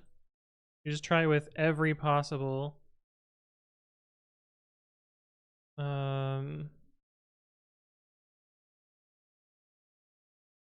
So like these bits with every other in here.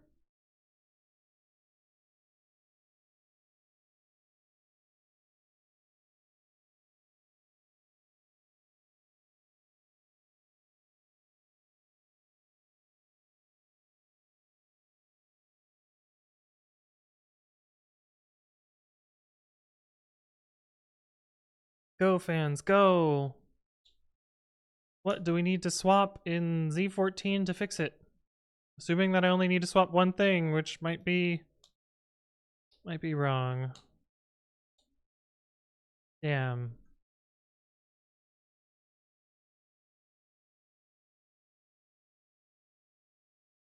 And it is literally just swapping outputs, right? We're not swapping anything else?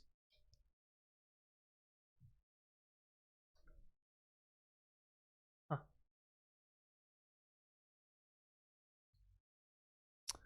Fuck.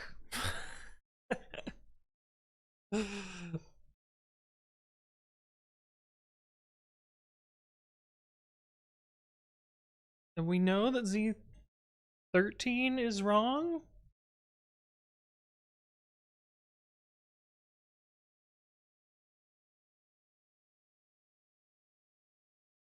I feel like I have like weird off by ones based on my bit shifting here. Especially because with I0, I'm testing the value 1, which is in the 0th bit.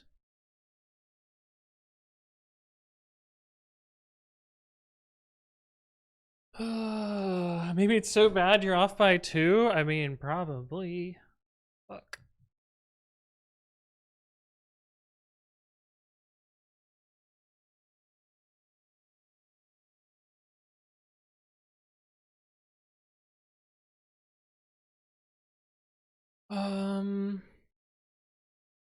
I don't need to test all of the bits for this, do I?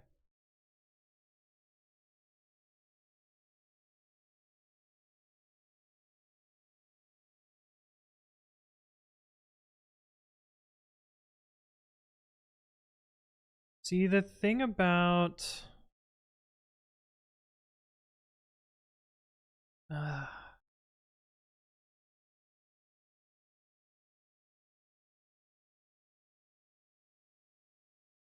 This is tough. Because I know there's something wrong with Z14. I've tried to swap it with everything to see if it's right. Let's do test bit.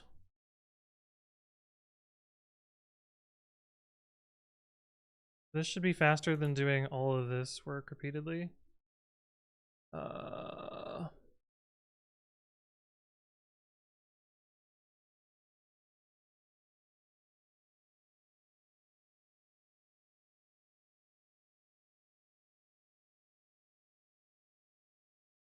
My swap actually working correctly. Swap. Oh my fucking god. I didn't pass along swap. So I might have actually solved another number already. And I might be onto something. But I might just be dumb. Hold the phone.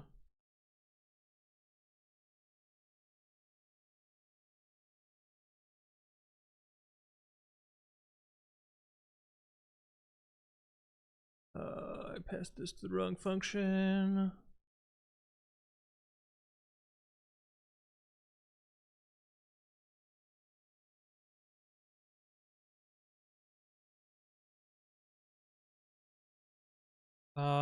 Okay, so that clearly breaks things. Um,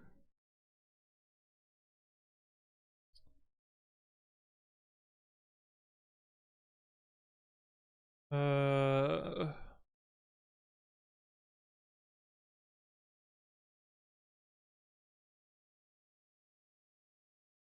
we're gonna do this for now.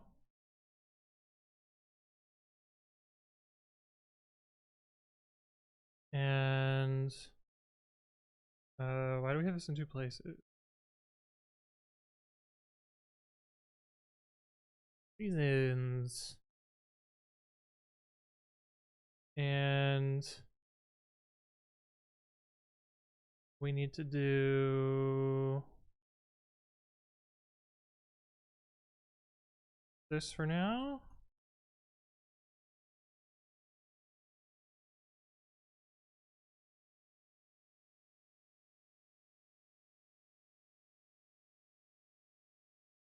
Oh, we found a bit.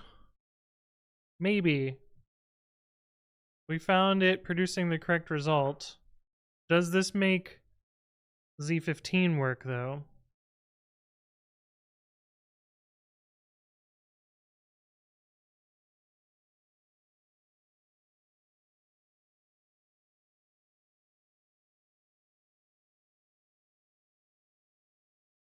No, it still breaks Z15, but at least it fixes Z14.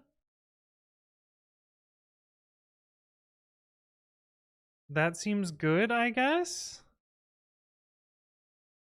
But then, what the fuck? Z15 is still fucked. Ah.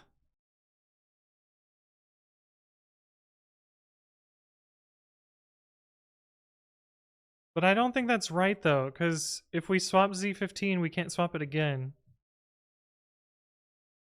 So maybe there's going to be a second thing that it matches with?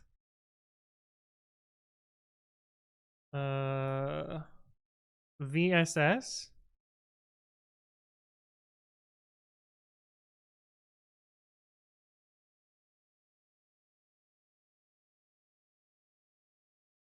Oh, actually, what was it even swapping with? Oh, this reduced it down to 5 failing equations. So that fixes Z14 and Z15. Okay, so we know Z14 swaps with VSS.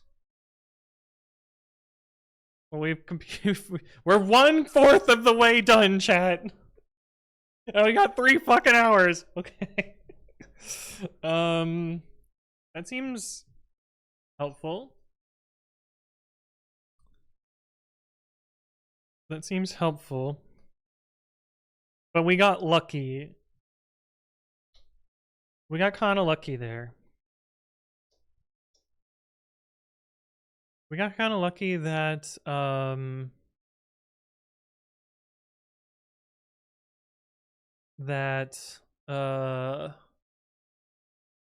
there was only one mistake in Z14. Because if there were 2 edits in Z14, we would have never found it.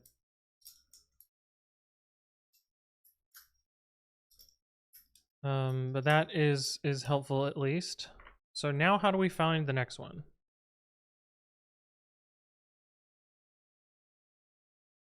How do we find the next one?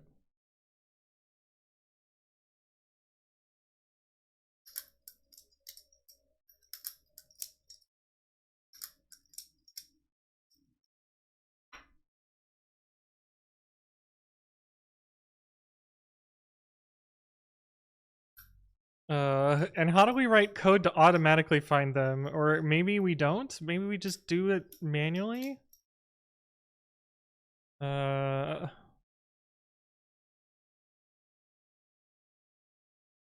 We know we have to swap Z35 with something, so maybe we find that one next too.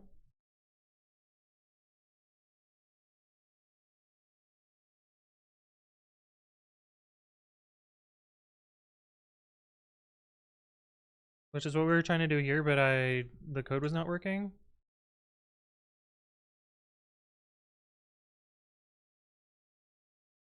We should run it with PyPy. Even though my little optimization makes it go a little bit faster. And actually, we had already gotten to the breakpoint. Yo. Okay. Z35 with Z36.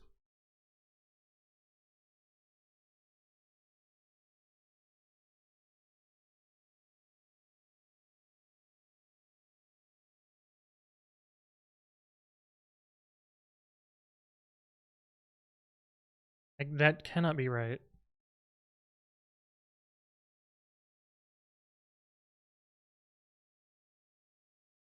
Because that just breaks C36.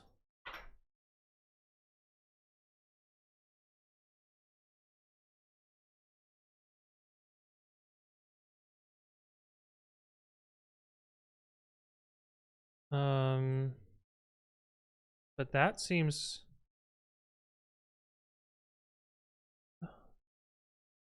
That seems useful. We found the second pair. Hooray! Holy fuck. RQF.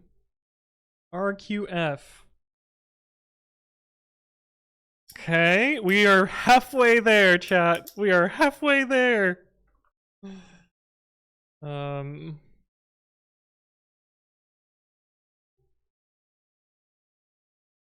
We're halfway there.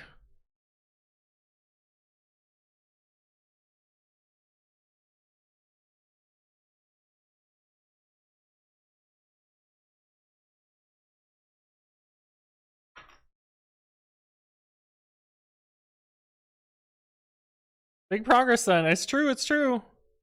Alright, what are our next ones to look at? Z22 and Z23, I guess? Let's look at Z22. Let's try the same approach that we used before. Minus Z21.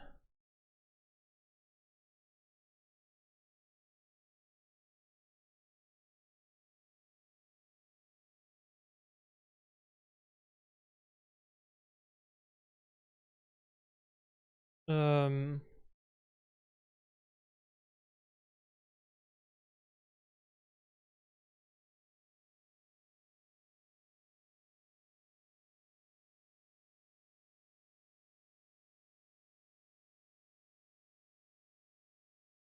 Elms River, hello, hello, how you doing?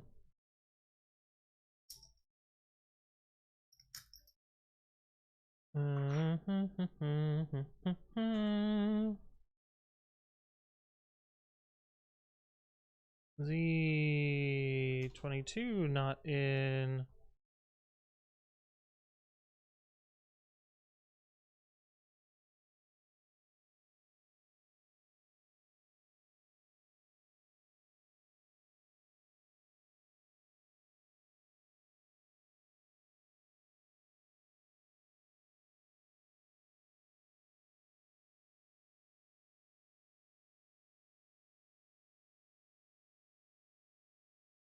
Oh, I shouldn't have run the linter. We're not gonna run the linter.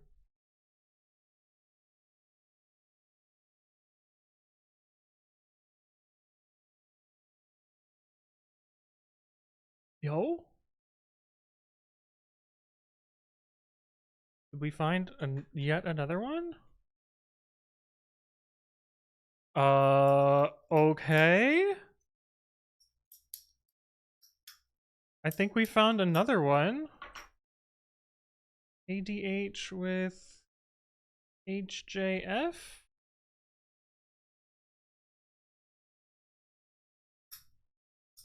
How is this 310 terminal output colored or is it PyPy? It's PyPy! It's PyPy! Yeah, that's what the PP is here. I run the PP and it go faster. Alright, so we just need to find the last one. And then we're done?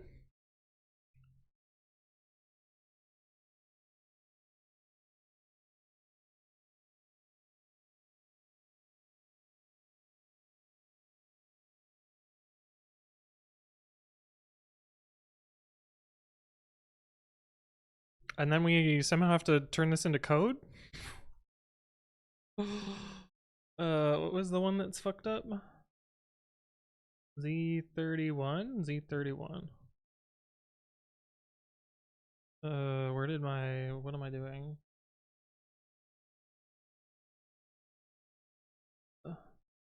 31 minus trace Z30.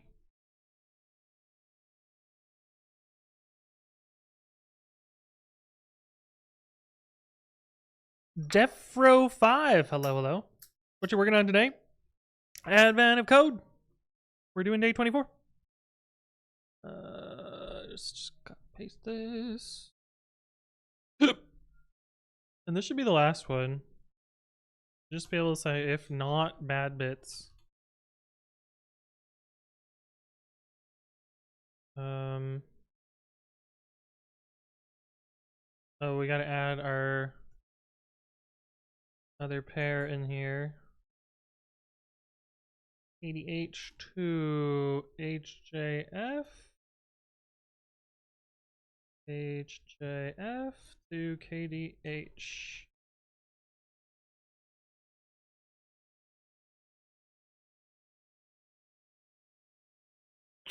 We even found it with CPython. Yo. I guess it's Z31 and APP. Bro, we found them all.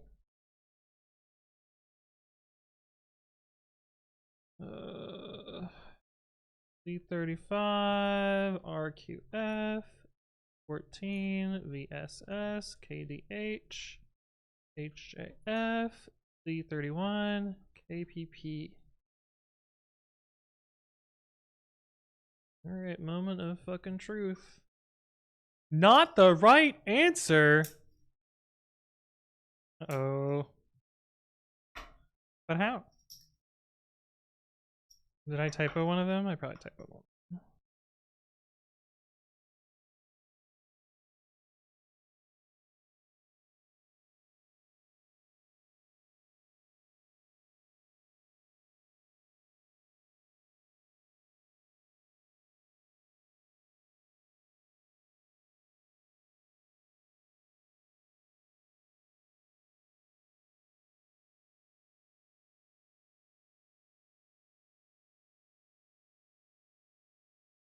Unless this is bad.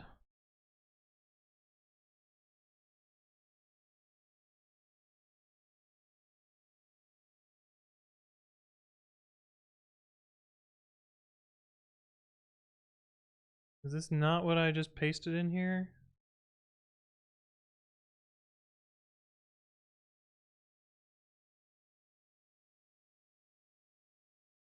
This song loops, but it's a banger. What the fuck? Oh no. Oh no, tragedy has struck.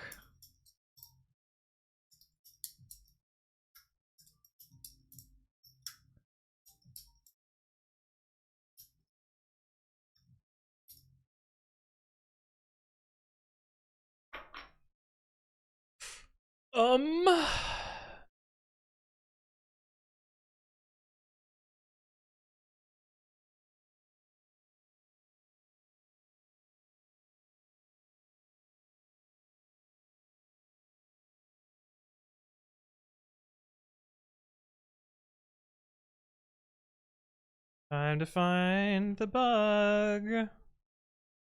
It's probably with a carry somewhere. But why didn't our thing detect it?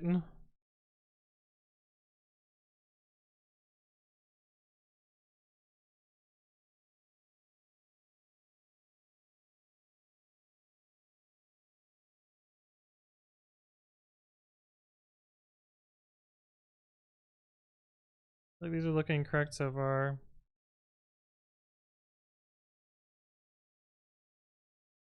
I guess we can just do that, and the numbers should get bigger each time.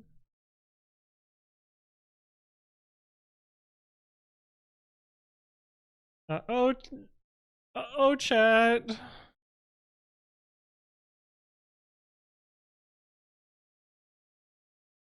You know, maybe the swaps that I did earlier, there's probably another possibility that I just stopped early.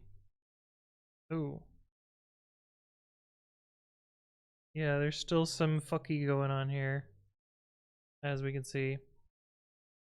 So, am I drawing a pyramid? Yes. Yes, I am. Let's go back to our little things here. And, let's try and get all of the pairs and see which one is... Because we probably just got the wrong... one of the wrong pairs. So let's start with this one.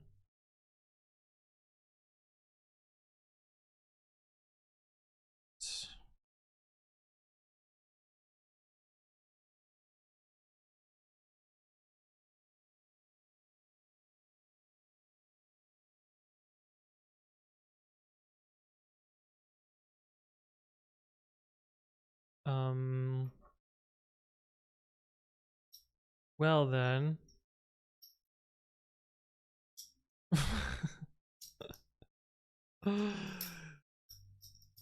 We got a lot of potentials here, I guess. But we also need to somehow pick the best one.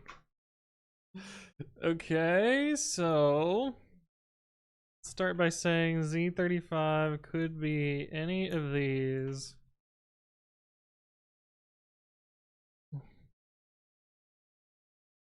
It's definitely not Z36 though. Oops. So I think we can eliminate that one. But let's do the other ones as well. Let's do the Z14 one.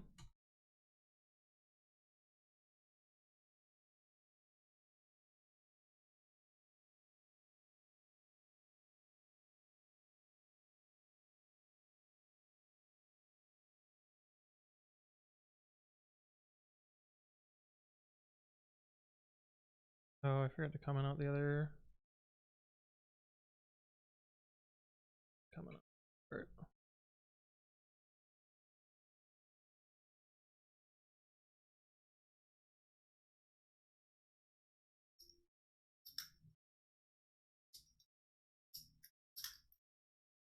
Why slow again?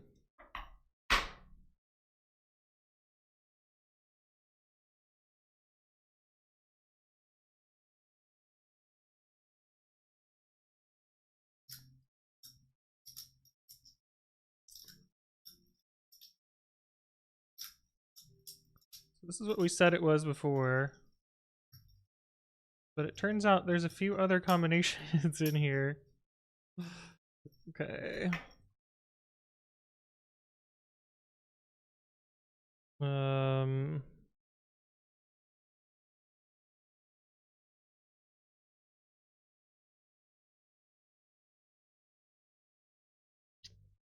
Well, that is annoying. I feel like this is making it worse.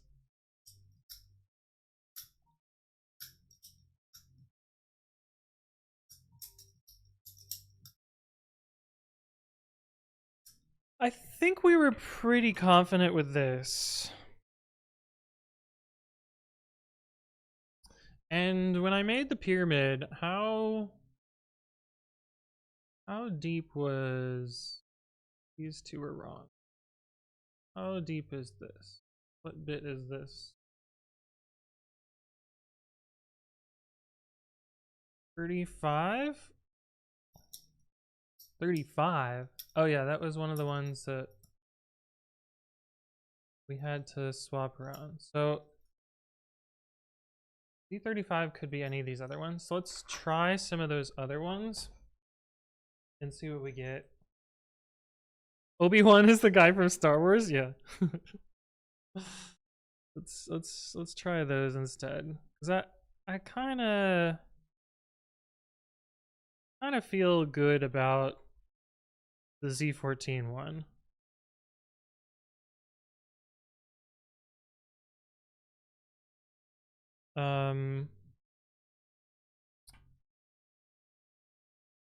I feel not good about the Z35 one. And the other ones are lower bits. So let's see if 20 and 21. I think I'm pretty confident we found the right one here, but I just want to print them all out and see what we get. Comment on else. Let's just set base to. Oh, base should be. This is K22, so let's just set it to this.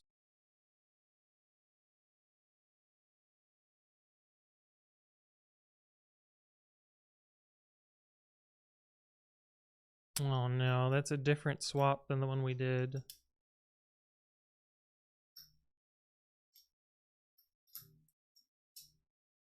But it has HJF in common.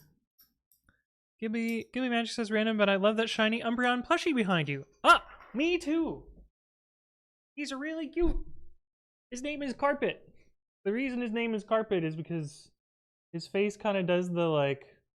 If you ever buy a new carpet and like do this, it does the same thing. But anyway, this is a Carpet. I love Carpet too. Carpet was a gift from Juicebox Hero a long time ago. The carpet effect, exactly, right? And we have a bunch of carpet related emotes. Yeah.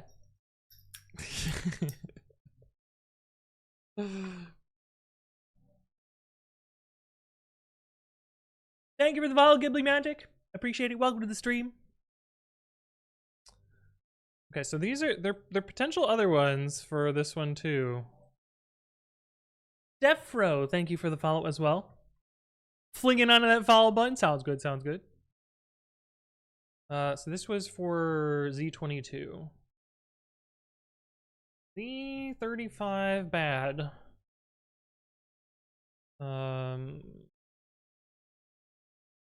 Z14 bad.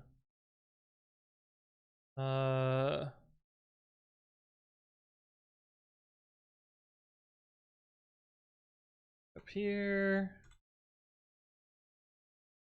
But I think this is wrong, so we're gonna put question marks. This one I feel like is right.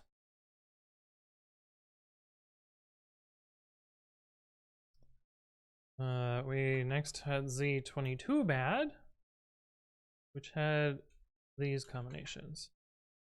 But I'm pretty sure it's this one.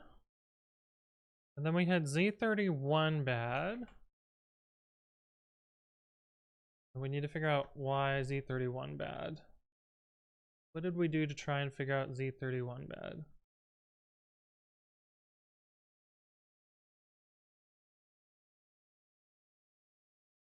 Comment this out. And uncomment this.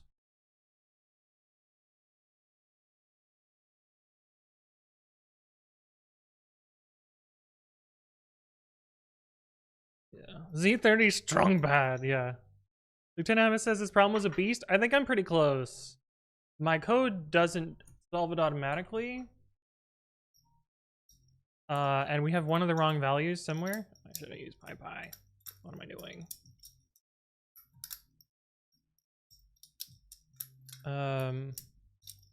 But I'm pretty sure this is the one that I have incorrect.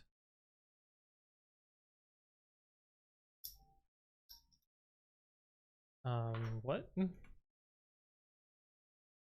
Oh, because I need to set base properly. Right. What did we think Z22 was?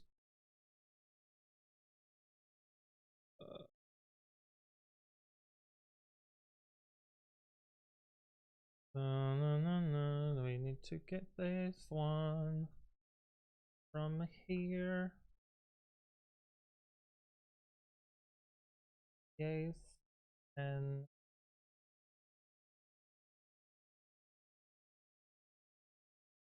run the PyPy. And before we got Z31 and KPP. We didn't get anything this time. What the fuck?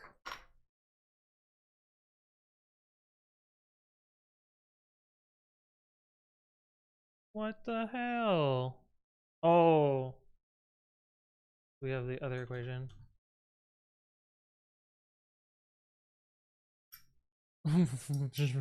Shit. Got a whole bunch of combinations here. So it could be any of these other ones too. I'm pretty sure it is not...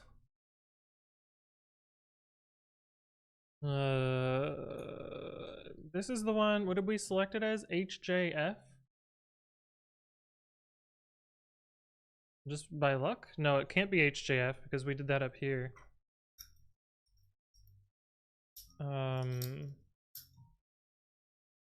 We selected KPP? Yeah.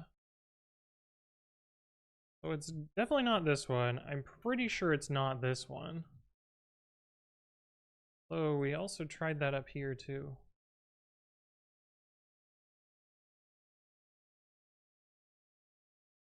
It's clear that our little sieve doesn't work properly.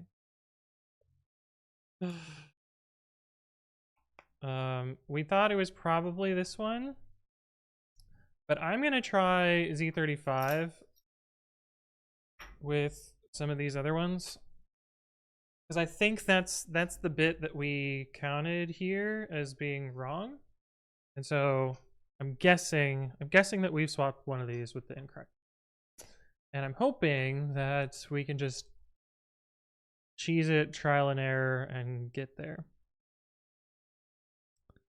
Wondering why there's no noise for a bit. Accidentally pause will move my coding window. Oh no! Oh no! Okay, let's try this.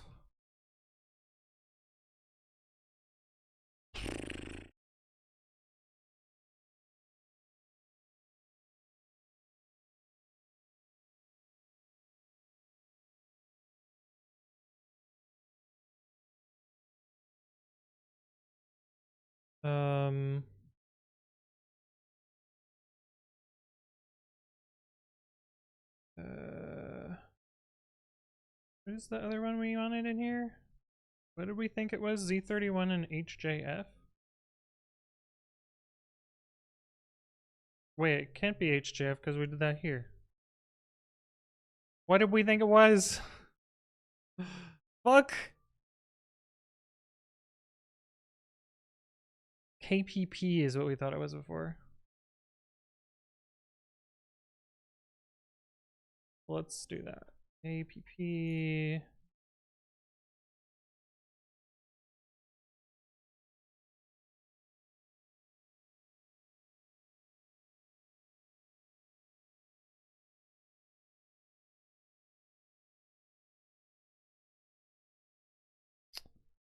Okay, so if we do bad bits, equations, highest bit, base, and then we're trying to swap with any of these.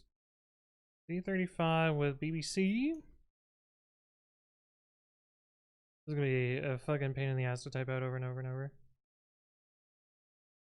Uncomputable.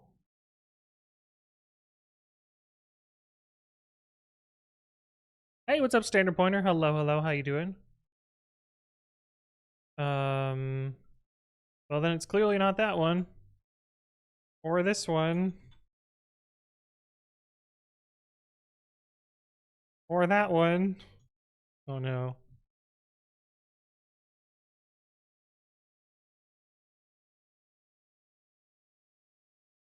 I feel like I must have typoed my other list there. Oh, interesting. That has Z14 and 15 being bad again somehow.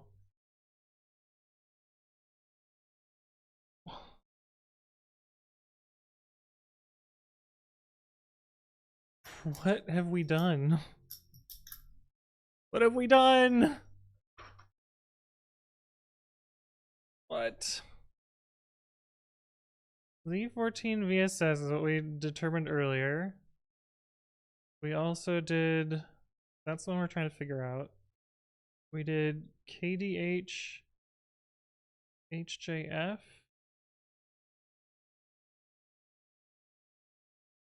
And we did. Why do I not have? Oh yeah, we did Z31 and KPP. Okay, so something in here is wrong. Ugh. Ugh. Ugh. The bad batch. Yeah. We're not winning, chat. What the fuck? All right, let's go back to Z14 and figure out what we're getting here.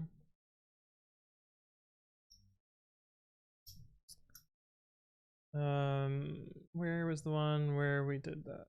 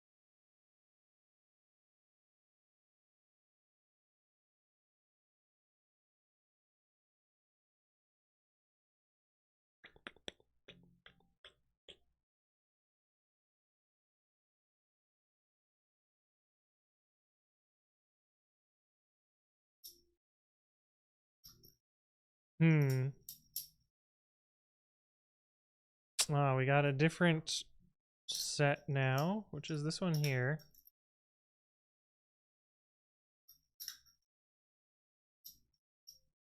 Which, this is the one we got before.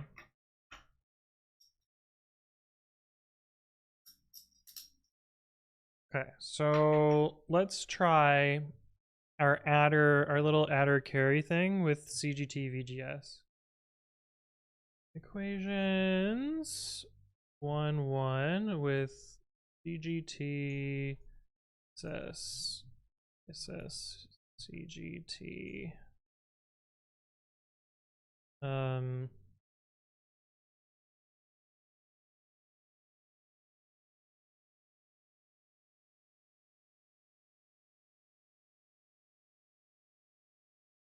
To check that.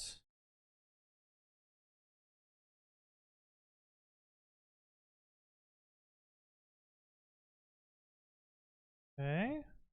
If we do 1 to 12 again here. And that looks good. What if we do this?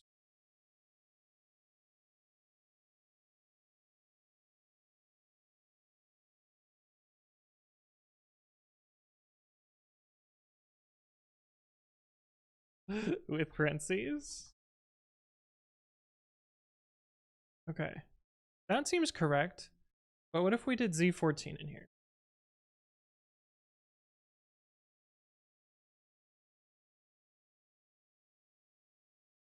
That one was also correct.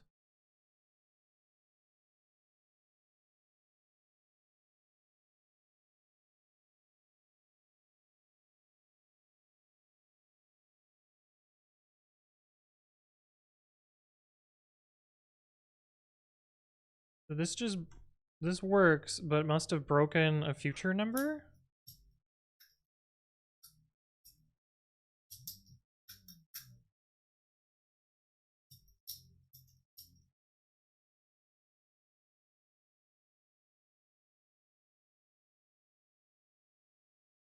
Don't.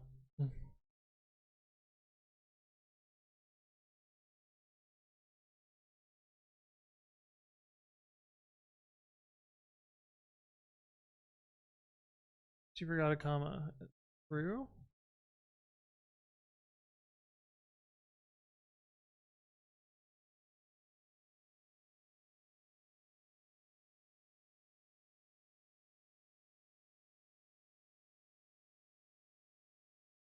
This all seems to be working. So I think we can eliminate some of these other ones. Like, we know these are wrong. And so it's really down to these two. And I'm thinking leaning towards this one, which would change our answer at the bottom. So let's try the Z22 now. Go back to Z22 with a new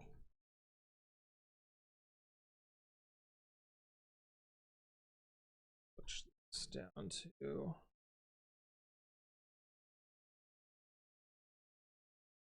so now we have a different set in here. We have BGT VSS and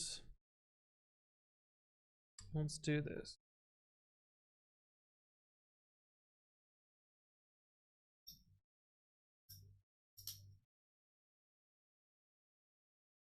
So this is the one we thought it was before. But we also get this as an option. So we've not really helped ourselves here. But if we narrow it down to just a set of things, well, how do we prove one of these is wrong?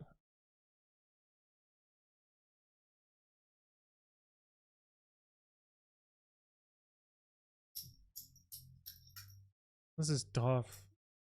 This is tough. Uncomputable, yes, exactly.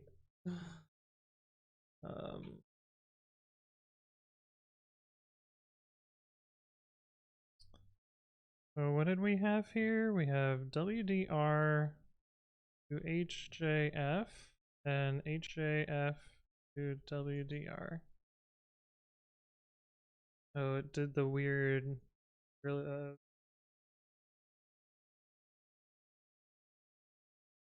yeah.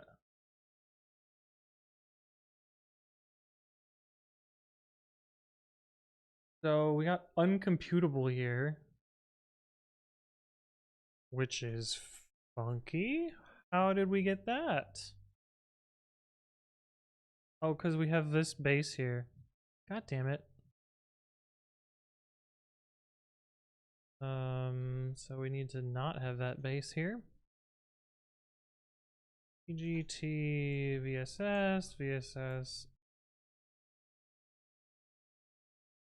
Okay, that's looking better now.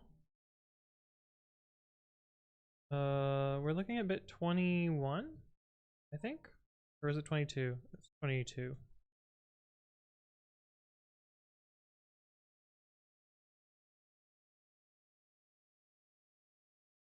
Well, that's clearly fucked.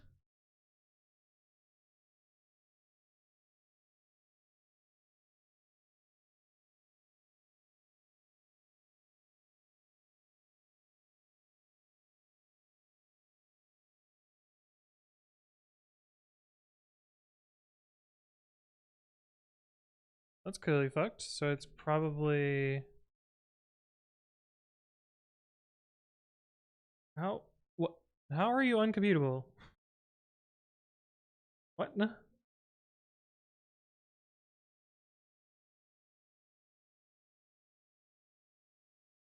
But we just ran you and got result. How uncomputable now?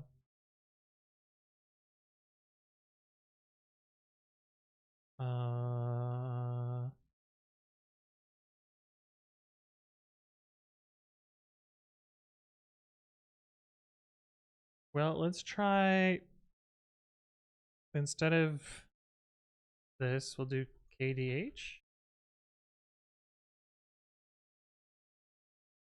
Uncomputable. What? No, uncomputable is my own custom exception.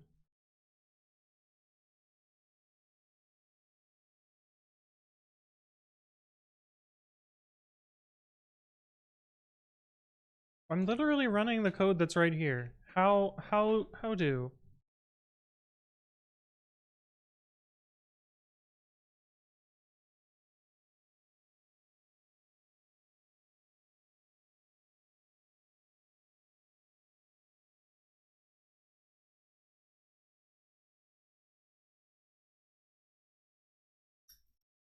I had that with a segfault the other day. The first time I ran a function was fine. The second time it segfaulted. Oh no. Oh no. Okay, base is this. Cool. We do bad bits, equations, highest bit, base. Ayushman India, thank you for the follow. Welcome, welcome. Also, I missed Lieutenant Hummus, which is a great name. Thank you for the follow. Welcome to the stream. I hope you're doing well. WRHJF and HJF to WDR. Z23 is bad for that, which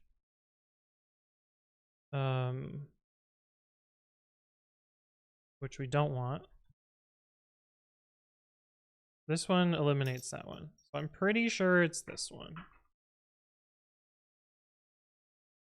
Okay. So let's move on to Z31 now. Now that we're pretty sure with those ones. Let's move down again.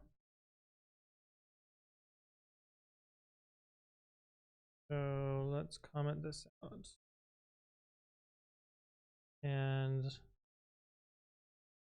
let's copy you to the Z31 lands.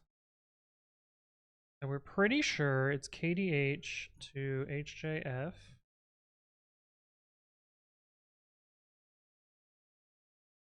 Not panicking yet. We're 9 o'clock. We got a lot of time. And we're I feel like we're close.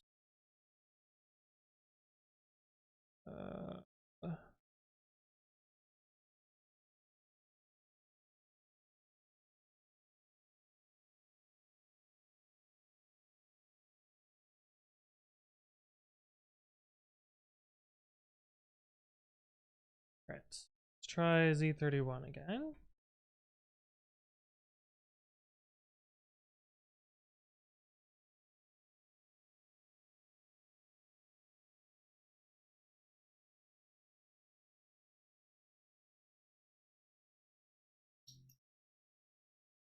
Oh, we got a lot of answers again. But we can try each of those separately.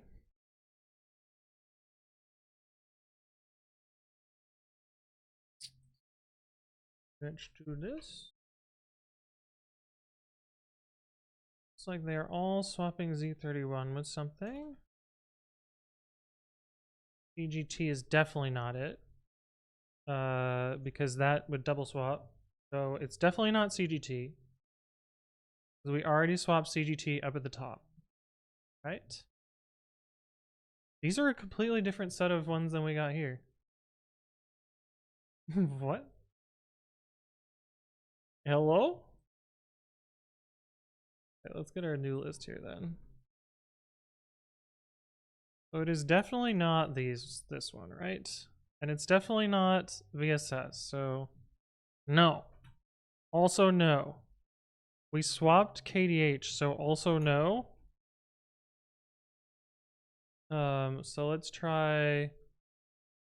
We also swapped HJF, so also no there. Try GHR.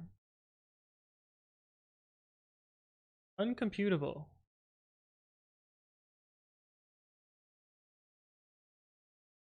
What the fuck?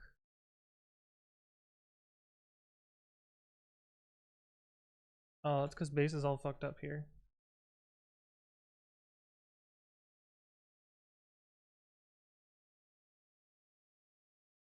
Come on, breakpoint here.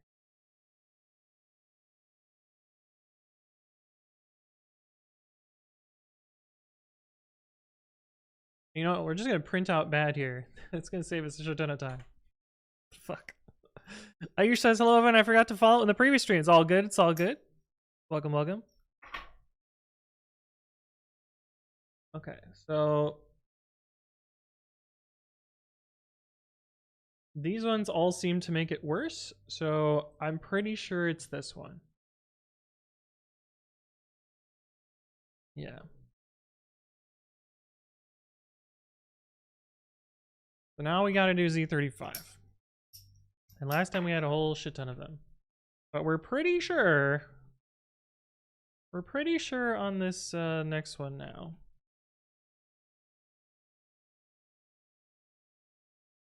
So we got this, and we bring it down here, and we comment you out.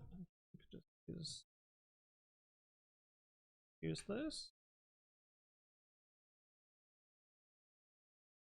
and we will uncomment this. We know we have to swap Z35 with something, and we chose Z31 to KPP. Z31.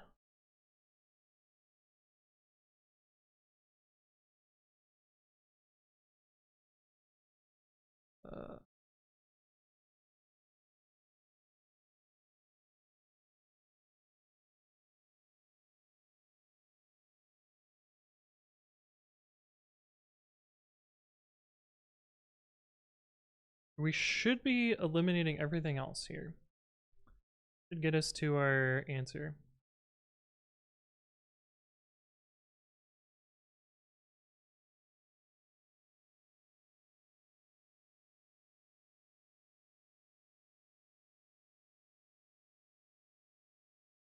Right, we need to catch our exception.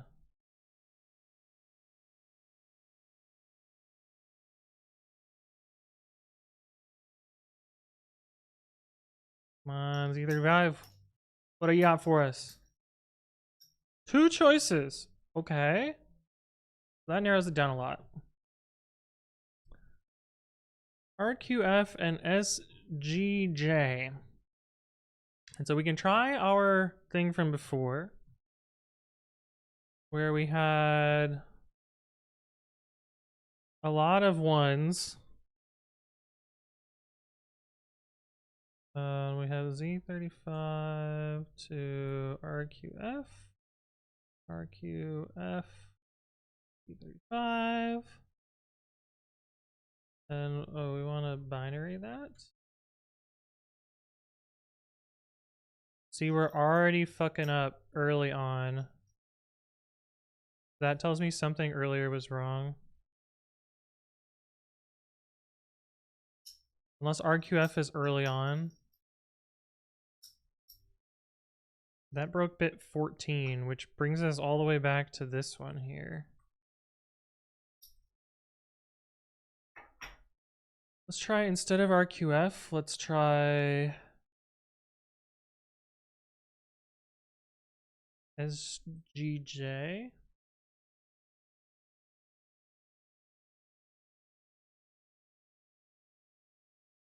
It's still busted. Okay, so that tells me that the 14th bit one is probably wrong. So let's try this swap instead. So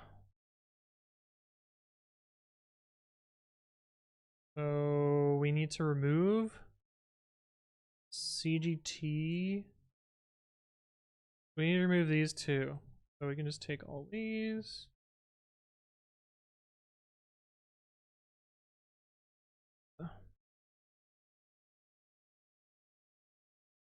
And then we can put Z14 to VSS and VSS to Z14 into here. Okay, and that is adding correctly now. So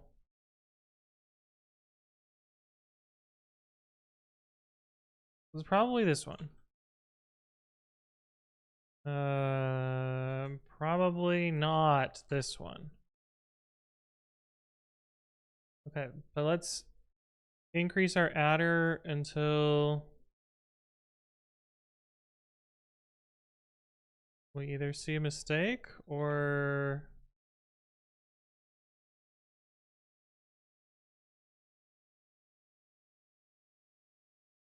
we'll work in.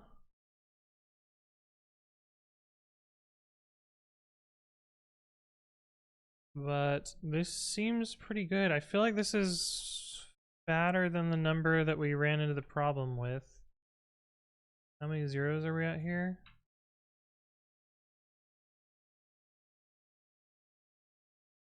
Yeah, we're fatter. Okay. I think this is our combination.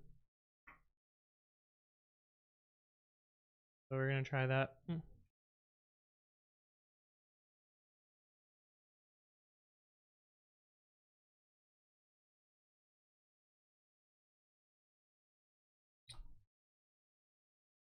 Oh, why did that copy paste so poorly? Yeah, you fucked me, stupid rebel.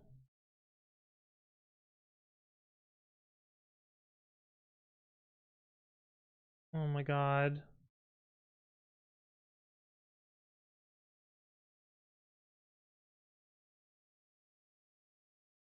Okay.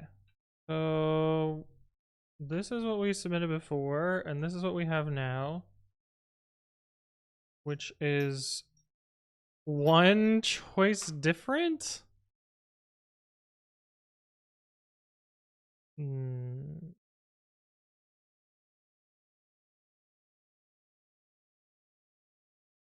Oh.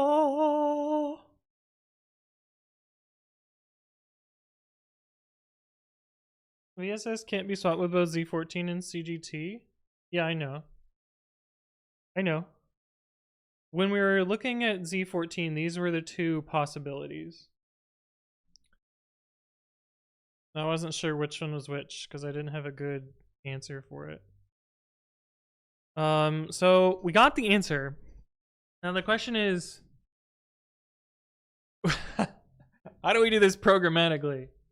And should we attempt to do it programmatically? I mean, we did do it programmatically. We could sort of write out what we did in code, and that would be kind of fine. You should attempt to do it programmatically because it's very fun. I mean, I don't think I'm going to make a solution that generalizes to every solution. Did we visualize the graph? No, I didn't. It should be like a triangle graph. Okay, so let's figure out how we can sort of do this. I mean, I think we have all the building blocks. And we have all the building blocks here, which is kind of nice.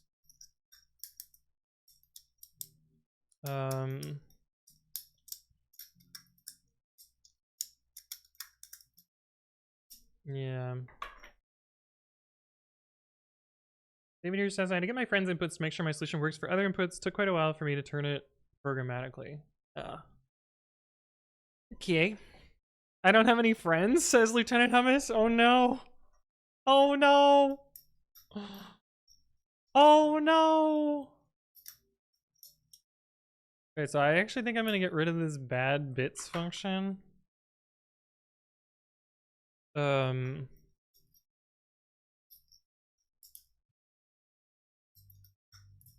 have friends, but none of them made it to day 24. Ah, there you go.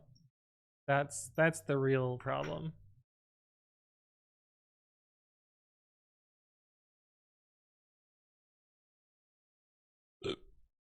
Ugh.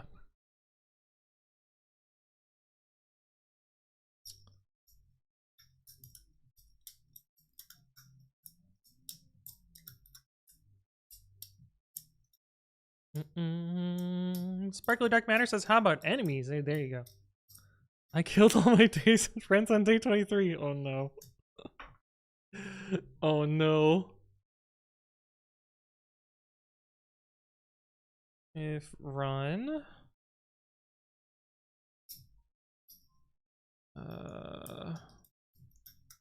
How do we make sure the bit is correct?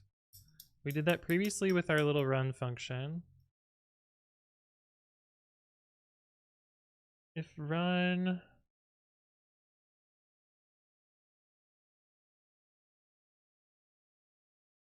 equations val 0 does not equal 0. Actually, we should just check all the things that should result in this val. So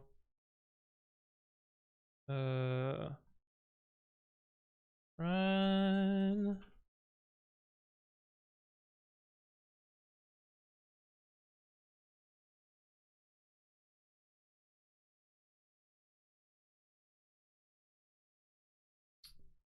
So that 0 and val, and then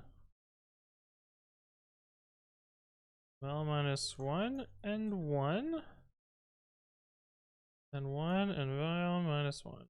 And I think all of the problems are symmetric, so we don't actually need to test both sides, but this seems best.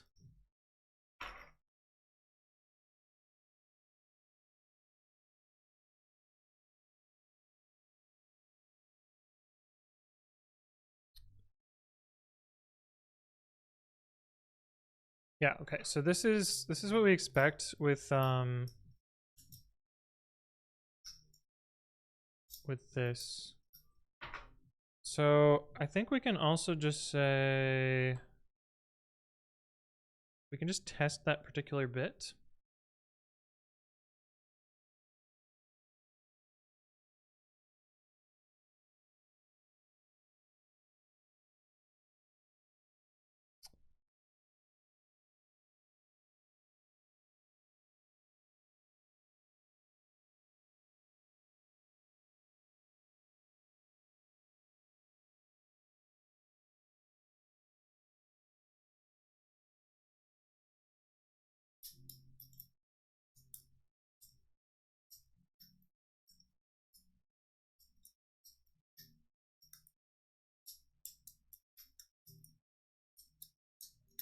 What were you gonna ask, Lieutenant Hummus? What were you gonna ask?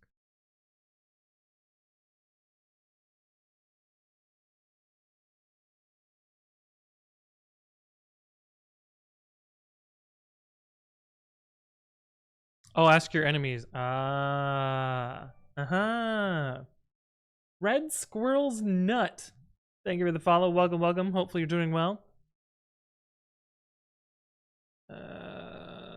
It's equations here. Got equals val. Oh, but we also need to not make the same mistake that I made before.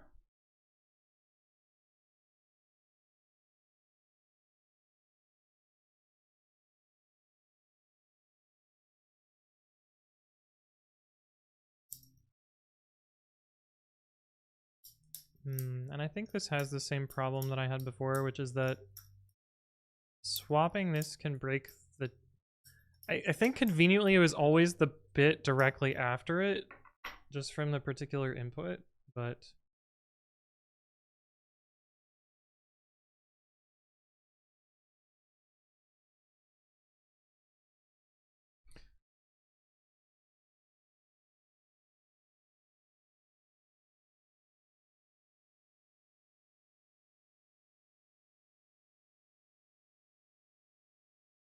Okay, so if we do trace z14 minus trace z13, we have a bunch of these. And do we have the actual ones that needed to? We're looking for VSS in here, and we actually don't have VSS in here. We did find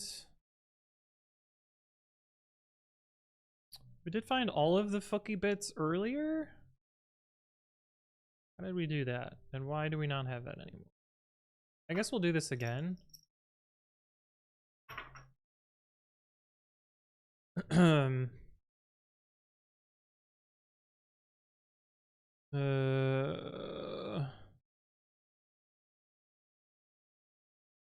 Broken equals ZIO2 for I in range highest bit. Not test equations I swap equal. Don't even need to do that. I also think this is going to find too many because we made our test better. Yeah, we made our test better. Because before we weren't checking full carry. But now everything after 14 is going to be wrong. Which is annoying. I guess we can just try swapping it with every single possible one. So there's only 200 of them, and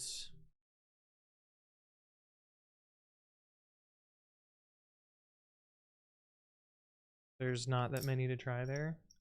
Sexy Panzer, thank you for the follow. Welcome, welcome. Hopefully you're doing well.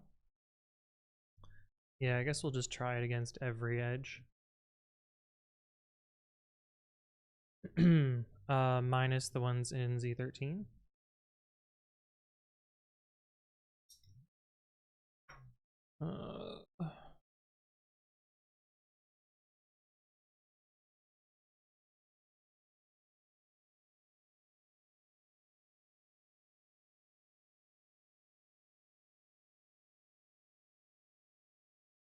I know, we've been listening to this same song for a while. We'll go on to the next one.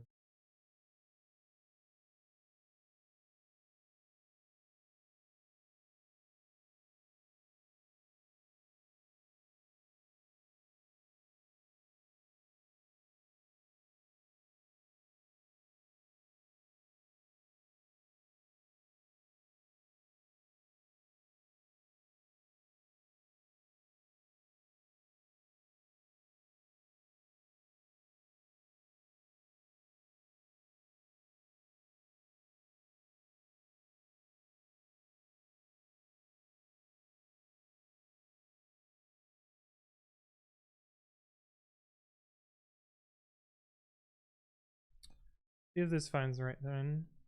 Simex1, thank you for the follow. Welcome, welcome.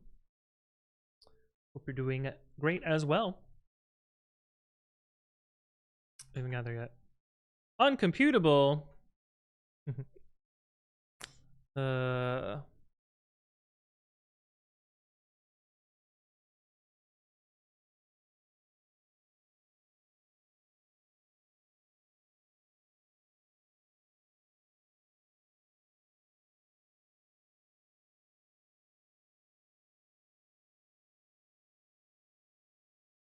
That's the correct one. And that's the wrong one.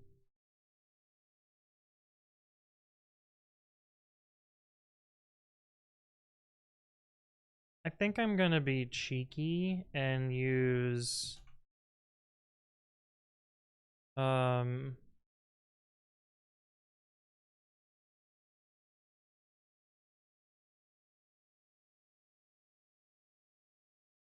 gonna cut a corner here.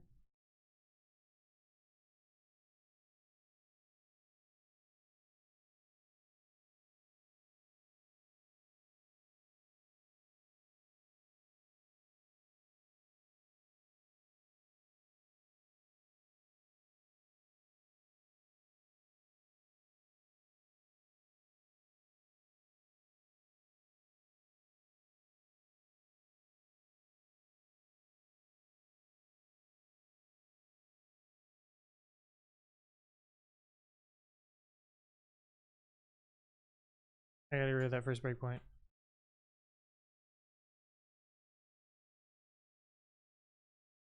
Also that ended up being useless. Well, that's not right either.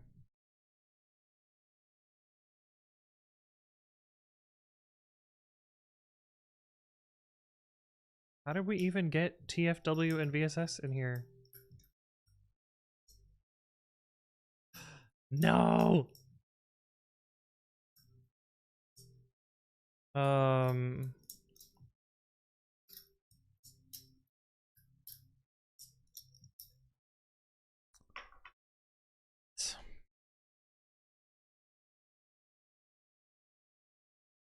This is the correct one. But how did we get the other one?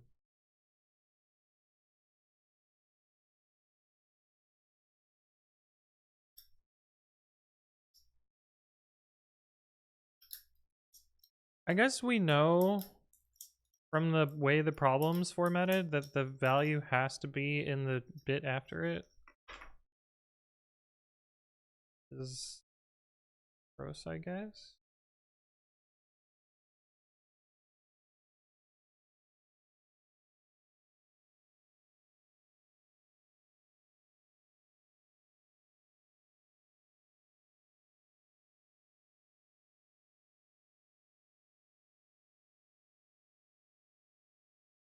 No, that's the same problem. Fuck, how do we make this not correct? Oh,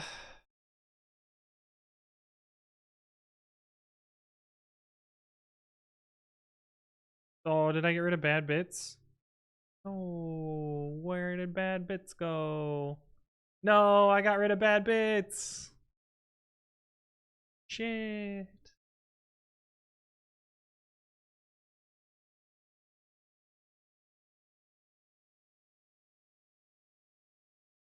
Oh.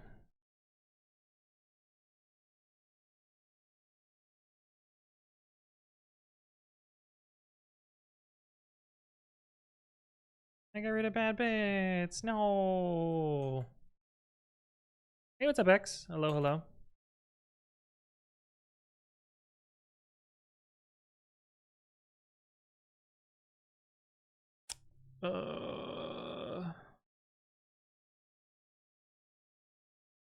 You know what we're gonna do is set a hint instead. We don't care about the stirs.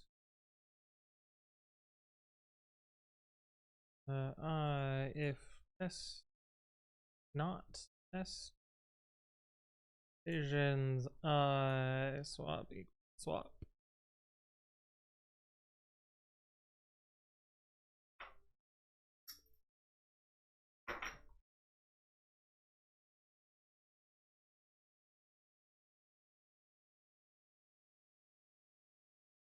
Well, that's clearly wrong. Oh, because this is supposed to be highest bit.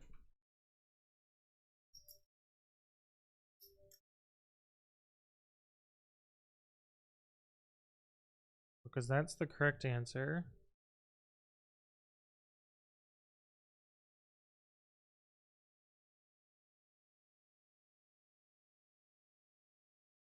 What the hell?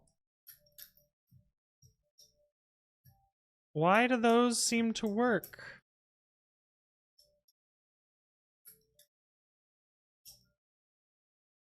No. I gotta look at my input again.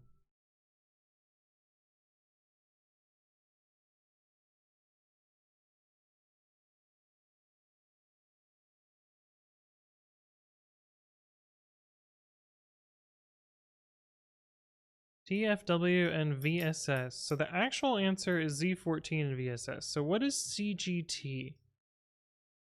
CGT, I thought was a carry value. I think I just need to improve my test somehow.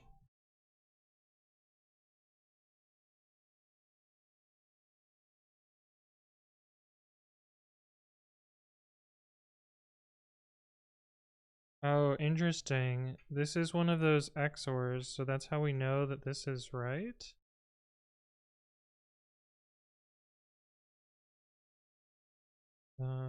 Maybe?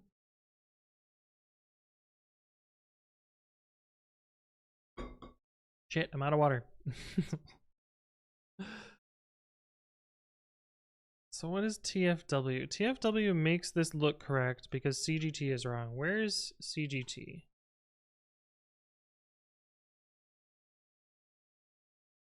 The 14th bit is ANDed, goes to CGT.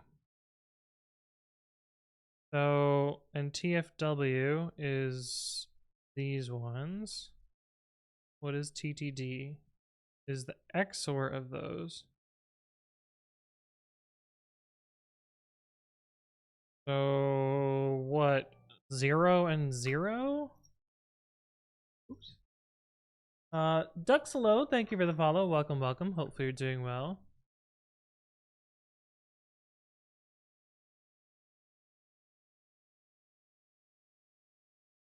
No?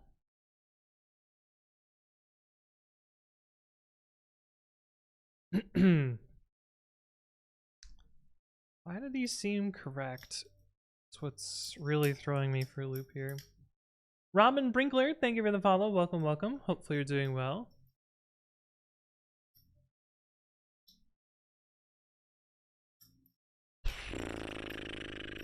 Why? How did I eliminate this one before? And why is it not being eliminated now? Oh, you know what I did before? I did this as an additional test. Aha. We'll just add this test there.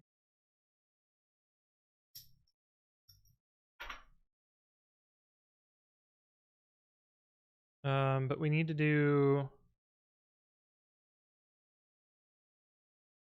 equations, val, left, right, shift 1.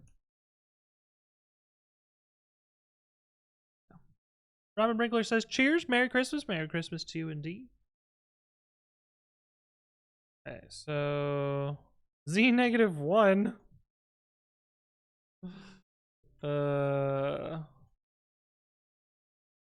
Yeah. If bit is greater than 1,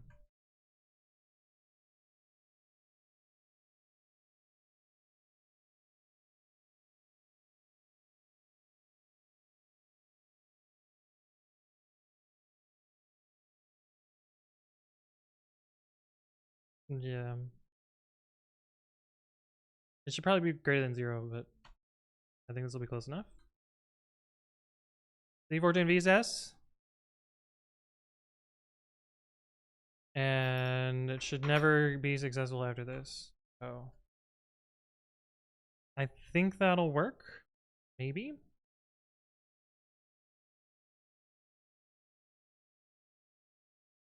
No, we don't have a good way to break out of this loop. Hey, what's up, Ashley? Hello, hello. How you doing?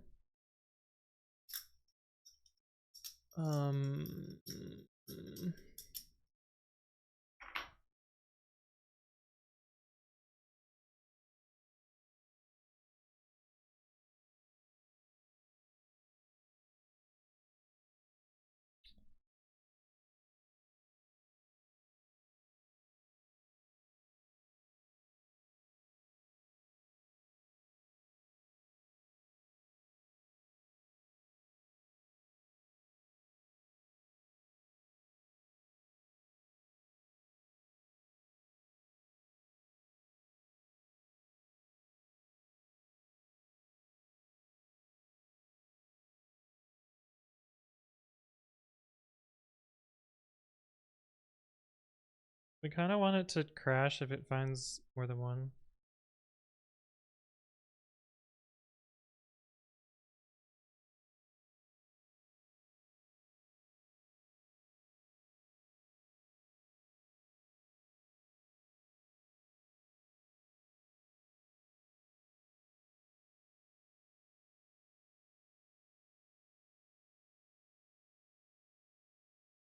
Doo-doo-doo.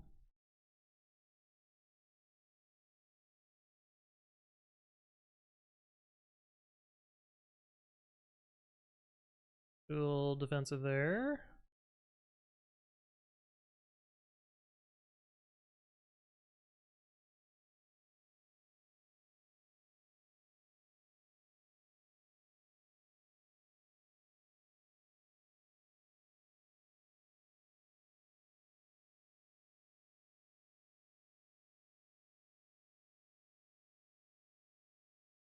KR14. What?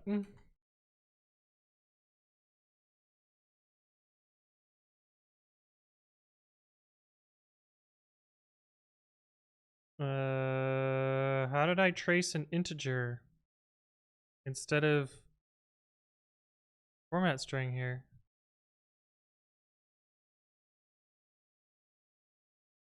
Oh, because I have garbage code. I have garbage code here. Well, let's not get rid of all the garbage code.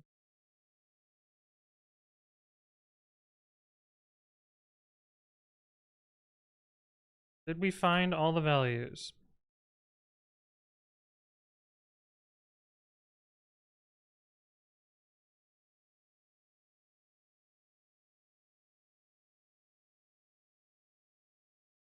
Is this what we got as our answer? Fuck yeah, our computation shit works. Sick.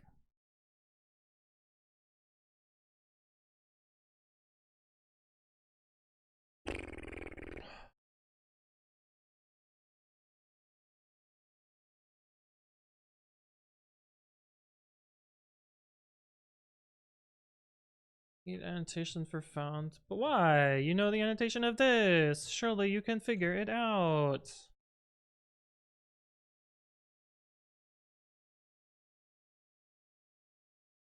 Really, my pie? Why? Oh, because it gets passed in here. Fine. You win this time, my pie. You win.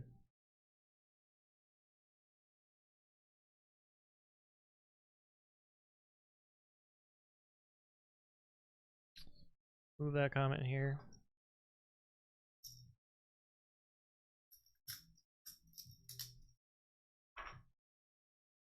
And I'm just gonna get rid of this.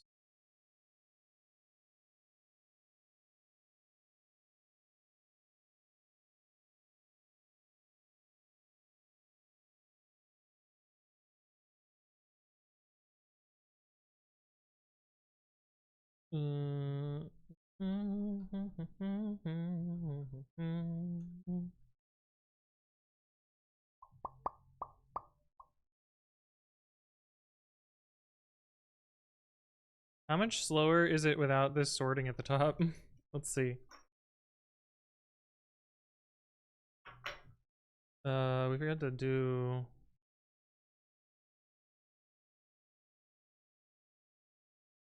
We had to sort them. Okay, so this takes quite a variable amount of time for some reason.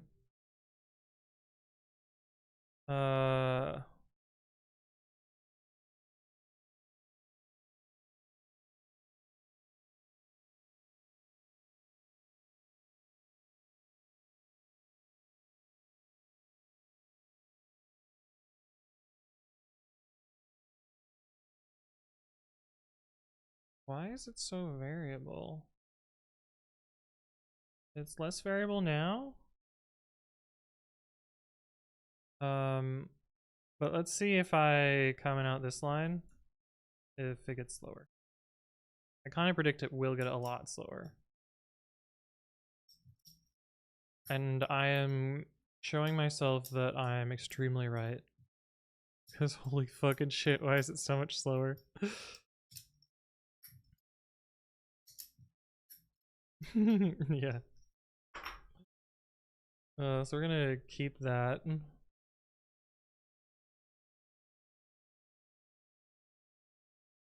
Technically, we should reorder the equations after every one, and we should pop them from the end, and they should be reverse sorted. But then we're getting into micro optimization. Cia for Mosaico. Thank you for the follow. Welcome to the stream. I hope you're doing well. And order equations, I think, doesn't actually need to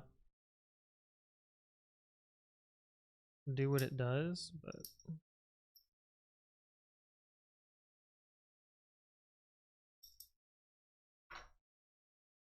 it's kind of duplicated code, but whatever. Oh, I can get rid of this because we don't need it to be PyPy compatible anymore.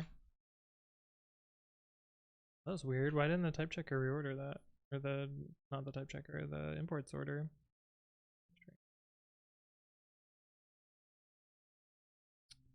But this seems pretty cool. Yeah. Not too much. That's day 24. And so, what am I gonna do for 2 hours? Eat cookies. I'm gonna eat cookies for 2 hours. So I will come back once cookies have been eaten. So I will see you in a bit for the finale, the final day of Advent of Code. Yes, I'm fucking staying up for Christmas, and then we're gonna do day 25. Stabby Zaddy, hello, hello, welcome back. It's been a while. Anthony, how do? I'm looking for advice on testing. If you have time to answer a question, you gotta ask your question. What's your question? Don't ask. What is it? UDP? UDP your questions. Don't TCP your questions. There you go. It has been 1 week since you looked at me, knocked your head to the side and said I'm angry.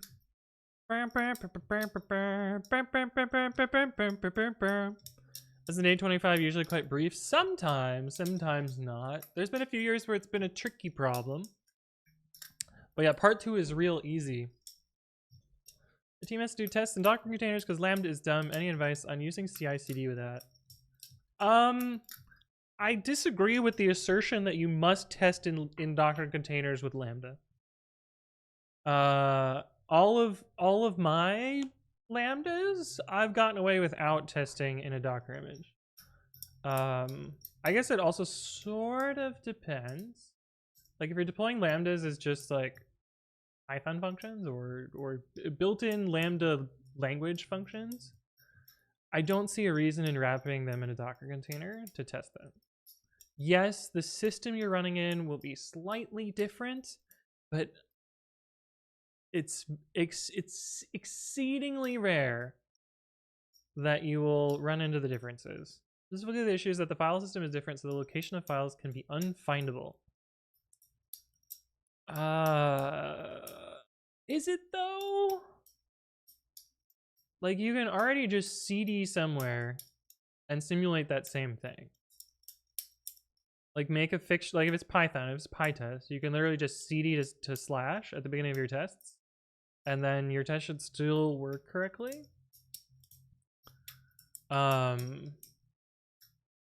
Like I think what you're saying is people are depending on hard-coded paths, and a Docker image isn't going to help you with that because then you just hard-code the paths but different.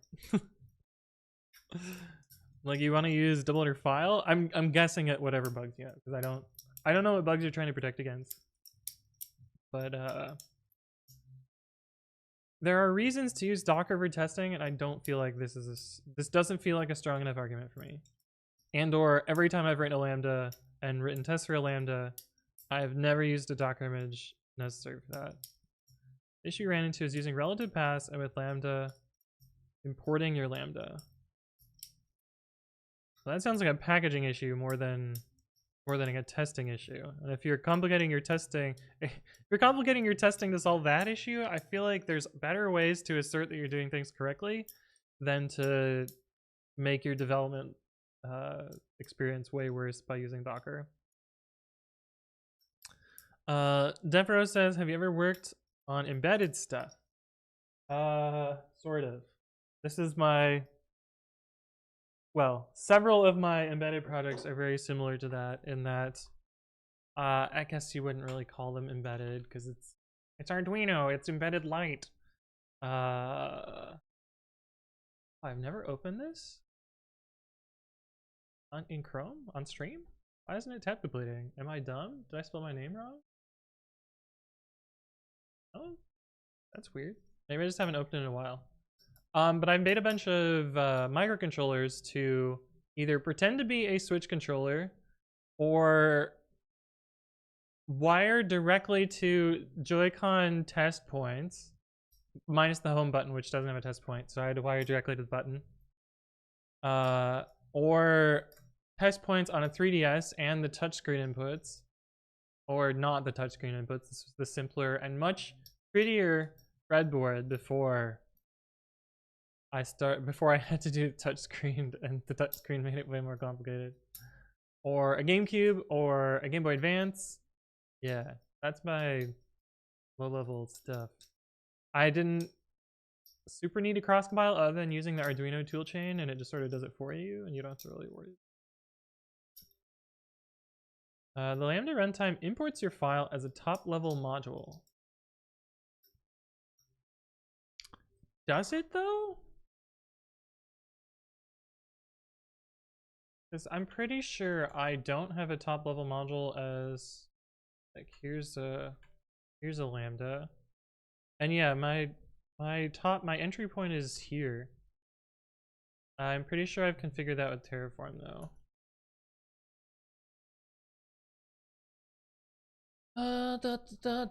Lambda. Well, they're all the same, so we can just pick any of them. Yeah, I have a dotted name to the function.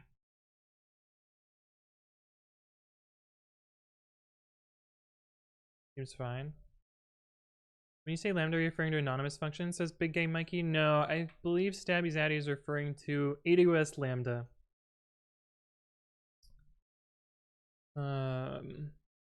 It changes CWD to var task. Oh, well then just don't write your code based on CWD. Easy. Never assume your working directory. This is already just kind of a best practice in writing code in general. If you want to validate this in your tests, a much easier way to do that is just CD in the beginning of your tests. And then your tests assert that you're not dependent on your working directory.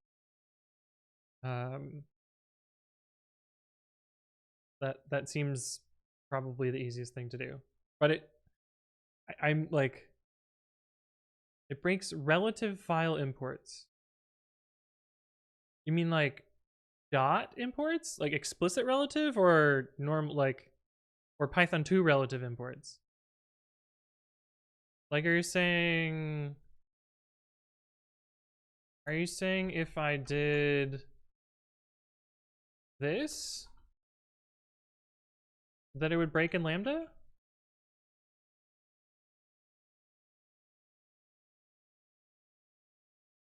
Is this what you're saying? No file pass. Well, then use double under file. Double under file will always be correct.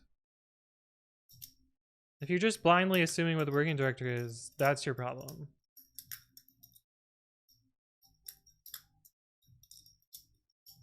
I don't know that I use double under file anywhere though. I don't have an all repos here. Hang on.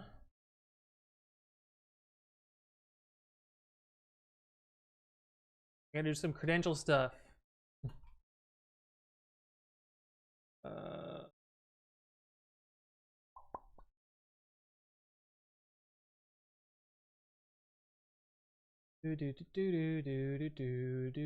Pre-commit CI. Yes. Private true. I can spell true. See if this clones properly. I know we're doing it wrong, so I asked the expert. Are you using double under file? Is I guess my first question.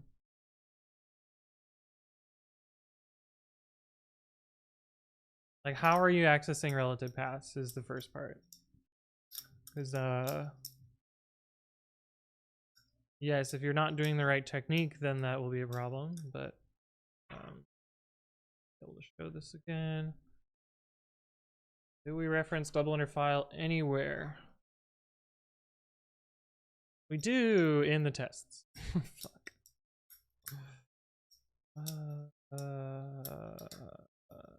The GitHub action, it's not actual service. This is tests. Tests. This is not tests, but it's not a lambda. It's not a lambda. This is a lambda, but this is also test. Okay, so I literally never do it. No, just open /resources. Yeah, that's your problem. That'll never work. This will never work in general. So the easiest way to fix that is just, I mean, if you have a test directory, workspace, just pick a lambda. So the easiest way to do this, you don't need Docker at all for this. It's literally just cd tests and pytest tests, or pytest dot. That will assert that you're not doing this incorrectly.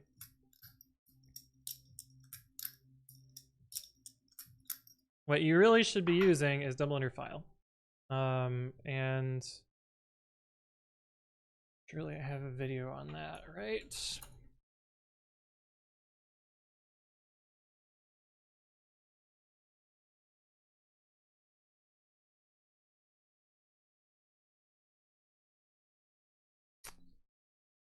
Oh, okay. Let's see. What is episode 48? 48 is source layout. No, but that would actually solve your problem as well, but it's not. See? 93 is new things in 3.9. This was the change of what double underfile is.